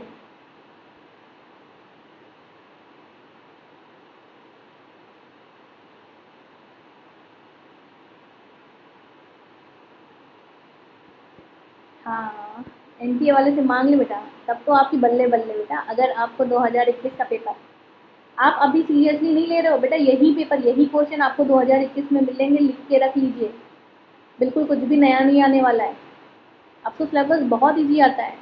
चलो भाई इसका आंसर दे दो भाई, विच one of the following is not a condensation polymer. कौन सा कंडेंसेशन पॉलीमर नहीं है, बेटा इनमें से एक ही कंडेंसेशन नहीं है, दैट इज नियोप्रीन। पॉलीमरिज्म, पॉलीमर का क्वेश्चन बेटा, नियोप्रीन कैसा है ये एक, अच्छा बताओ कि ये कंडेंसेशन पॉलीमर नहीं तो है क्या, ये कैसा पॉलीमर है जरा बताएं बच्चे। ये कंडेंसेशन पॉलीमर नहीं है तो कैसा है ये बेटा, क्लोरोफीन का एक हमारा पॉलीमर होता है, उसको बोलते हैं additional polymer, addition polymer of chloroprene, chloroprene का एडिशन पॉलीमर होता है। हाँ चलो, क्वेश्चन नंबर 44, 45 हो गया, 46 पे आता है। Predict the product in the given reaction. एक बार फिर से नाम बता दो इस रिएक्शन का बच्चे, रिएक्शन का नाम फटाफट बताओ, कौन सी रिएक्शन है आपके सामने बेटा। हाँ मोनिका ने कहा एडिशनल, अनुश्री ने कहा एडिशनल, ठीक है बेटा।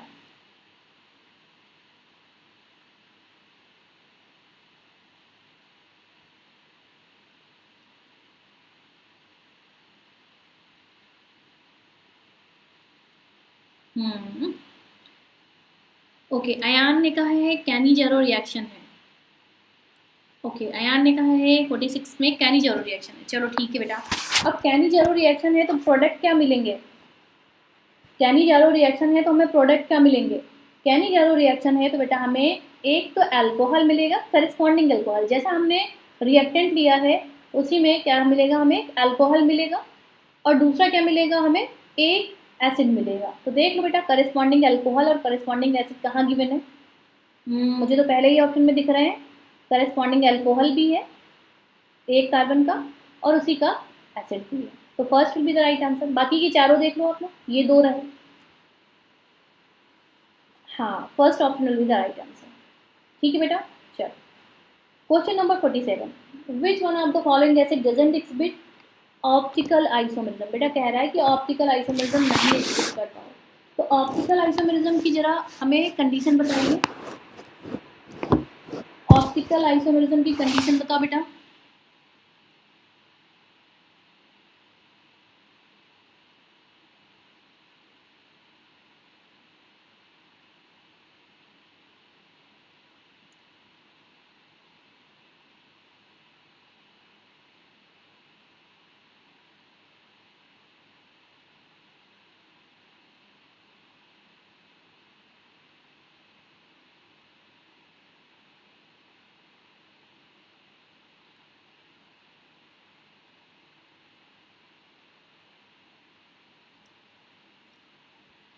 अच्छा कार्बन को कायरल होना चाहिए, बस इतना ही। हाँ अयान ने बताया है सबसे करेक्ट कि पीओएस और सीओएस नहीं है, प्लेन ऑफ सिमेट्री नहीं होना चाहिए, ना ही सेंट्रल ऑफ सिमेट्री होना चाहिए, असिमेट्रिक कायरल कार्बन प्रेजेंट होना चाहिए। तो बेटा लैक्टिक एसिड कायरल कार्बन मिलते हैं, टार्ट्रिक एसिड कायरल कार्बन मिलते हैं, alpha amino acid chiral carbon मिलते हैं, ऑप्टिकल एक्टिव होता है। लेकिन हम जो मैलिक एसिड की बात करें, जरा इसका स्ट्रक्चर बताओ, मैलिक एसिड का स्ट्रक्चर बताओ बेटा। मैलिक एसिड ये होता है CH COOH, ये होता है H, और डबली बॉन्डेड होता है कार्बन यहाँ पर, CH COOH, ये होता है मैलिक एसिड। तो क्या यहाँ पर कोई भी कायरल कार्बन है? हाँ बेटा देखो एक बार, यहाँ पर मीजो की बात नहीं कर रहे हैं, यहाँ पर कह रहे हैं कि सिंपली ऑप्टिकल आइसोमेरिज्म देगा, मतलब कि यहाँ पर इन्होंने बोला ही नहीं कि ऑप्टिकली एक्टिव है या नहीं है। कल भी एक क्वेश्चन आया था जहाँ बच्चों ने गलत किया था, यहाँ पर सीधा सीधा मतलब है कायरल कार्बन देखने से। हाँ यहाँ पर बेटा ये मैलिक एसिड है, ये मैलिक एसिड एक भी कायरल कार्बन नहीं है इसके पास, देख लो किसी भी कार्बन को देख लो, यहाँ पर भी नहीं है, यहाँ पर भी नहीं है, यहाँ पर भी, यहाँ पर भी। लेकिन बेटा ये क्या करेगा, ये एक तरह की तो आइसोमेरिज्म शो करता है, बताओ कौन सी, ये शो करता है जियोमेट्रिकल आइसोमेरिज्म, ये सिस और ट्रांसफॉर्म बनाता है, जियोमेट्रिकल आइसोमेरिज्म शो होती है। हाँ नहीं बेटा डबल बॉन्ड है, सिर्फ डबल बॉन्ड होने से नहीं, अगर हम इस वाले कार्बन को भी देखें तो यहाँ पर भी डबल बॉन्ड जुड़ा रहेगा, ठीक है। चलो भाई क्वेश्चन नंबर 48, क्वेश्चन नंबर 48 बेटा, एसिटिल्डिहाइड दिया गया है आपको और दूसरा स्ट्रक्चर दिया गया है बेंजीन रिंग के साथ, can be distinguish chemically by, बेटा बताओ किसके द्वारा हम करते हैं? हाँ, अनुश्री ने कहा है कि ज्योमेट्रिकल बनाएंगे, महबूबा ने कहा है कि ज्योमेट्रिकल, सत्यांशु ने कहा है कि सिस फॉर्म, अच्छा गिव एनहाइड्राइट सिस, सत्यांशु ने एडिशनल इंफॉर्मेशन भी दी है, ठीक है बेटा। अनुश्री ने दिया है सेकेंड। चलो 48 का डी आ जाओ। हाँ, D will be the right answer. कैसे जाना बेटा फटाफट, अगर कभी डिस्टिंग्विश का आए और ये वाले तुमको कहीं दिखें जिनमें कुछ ऐसा दिखे CH3 CO टाइप का आपको ग्रुप दिख रहा हो, ये वाला ग्रुप, या फिर CH3 ऐसा ग्रुप दिख रहा हो, तो बेटा ये क्या करता है, पॉजिटिव टेस्ट देता है आयोडोफॉर्म का। तो ये वाला तो पॉजिटिव दे देगा टेस्ट आयोडोफॉर्म का, एक क्या करेगा, एक दूसरा वाला आयोडोफॉर्म टेस्ट को पॉजिटिवली नहीं देगा। इस तरह से हम दोनों को क्या कर सकते हैं, डिस्टिंग्विश कर सकते हैं। तो 4 will be the right answer, सारे बच्चों का सही है। अच्छा बेटा अब बताओ जरा एक बात बताओ, 2 क्वेश्चन बचे हैं, बस 2 क्वेश्चन बचे हैं। जरा एक बात बताओ कि इतने सारे क्वेश्चन किए, आपको लग रहा है कि ये सारे नीट के क्वेश्चन थे, इतने इजी क्वेश्चन थे बेटा? कॉन्फिडेंस आ रहा है ये वाले क्वेश्चन लगा के? कुछ भी बहुत हायर लेवल नहीं, सब कुछ कॉन्सेप्ट से, जितना आपने पढ़ा है सब कुछ वहीं से, ठीक है बेटा। चलिए question number 49, which one of the following statement is form? The repeated unit in natural rubber is isoprene. Both starch and cellulose are polymer of glucose. Artificial silk is derived from cellulose. And nylon 66 is an example of elastomer. बेटा कौन सा?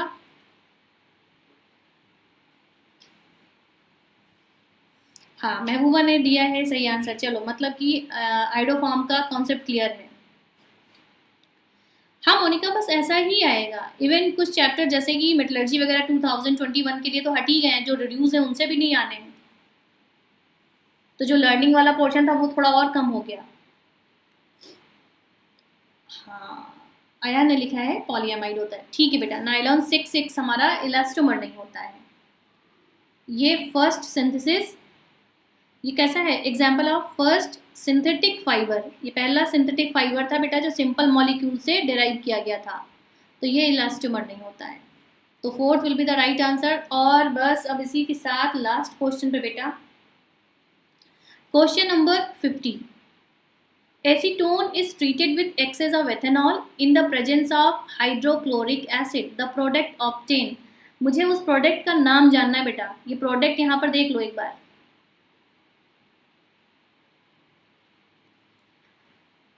क्या कह रहा है, कह रहा है कि हमने क्या लिया, हमने लिया एसीटोन,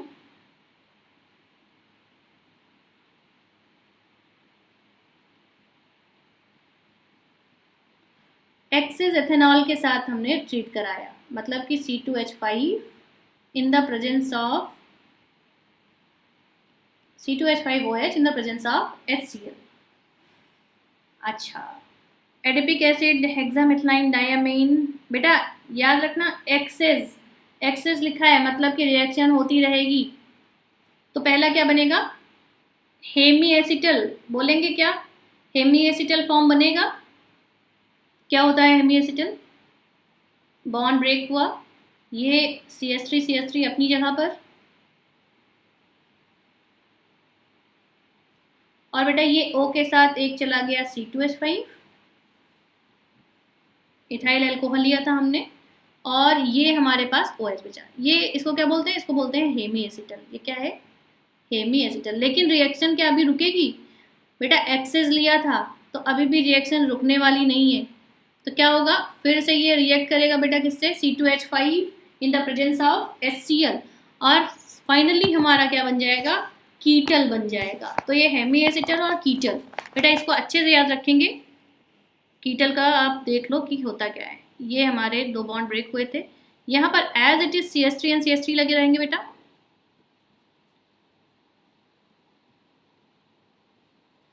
और यहाँ पर C2H5 पहले था और दोबारा इसको रिप्लेस कर दिया, यहाँ पर भी C2H5, बेटा ये बन गया हमारा कीटल। तो हेवी एसिटल और कीटल बनेगा। तो फाइनल पूछ रहा है तो क्या बनेगा, the product obtained is a ketal. बेटा बताओ कीटल कौन सा है, कीटल हमें सामने ही दिख रहा है, 2 कार्बन, 2 ये कीटल फॉर्म कर रहा है, दोनों में O2H5 लगा हुआ है। ठीक, तो second will be the right answer.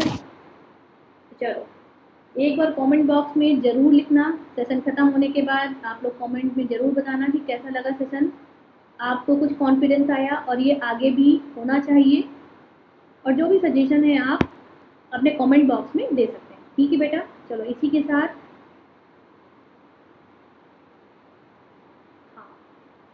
साथ बेटा bye bye, take care and good night.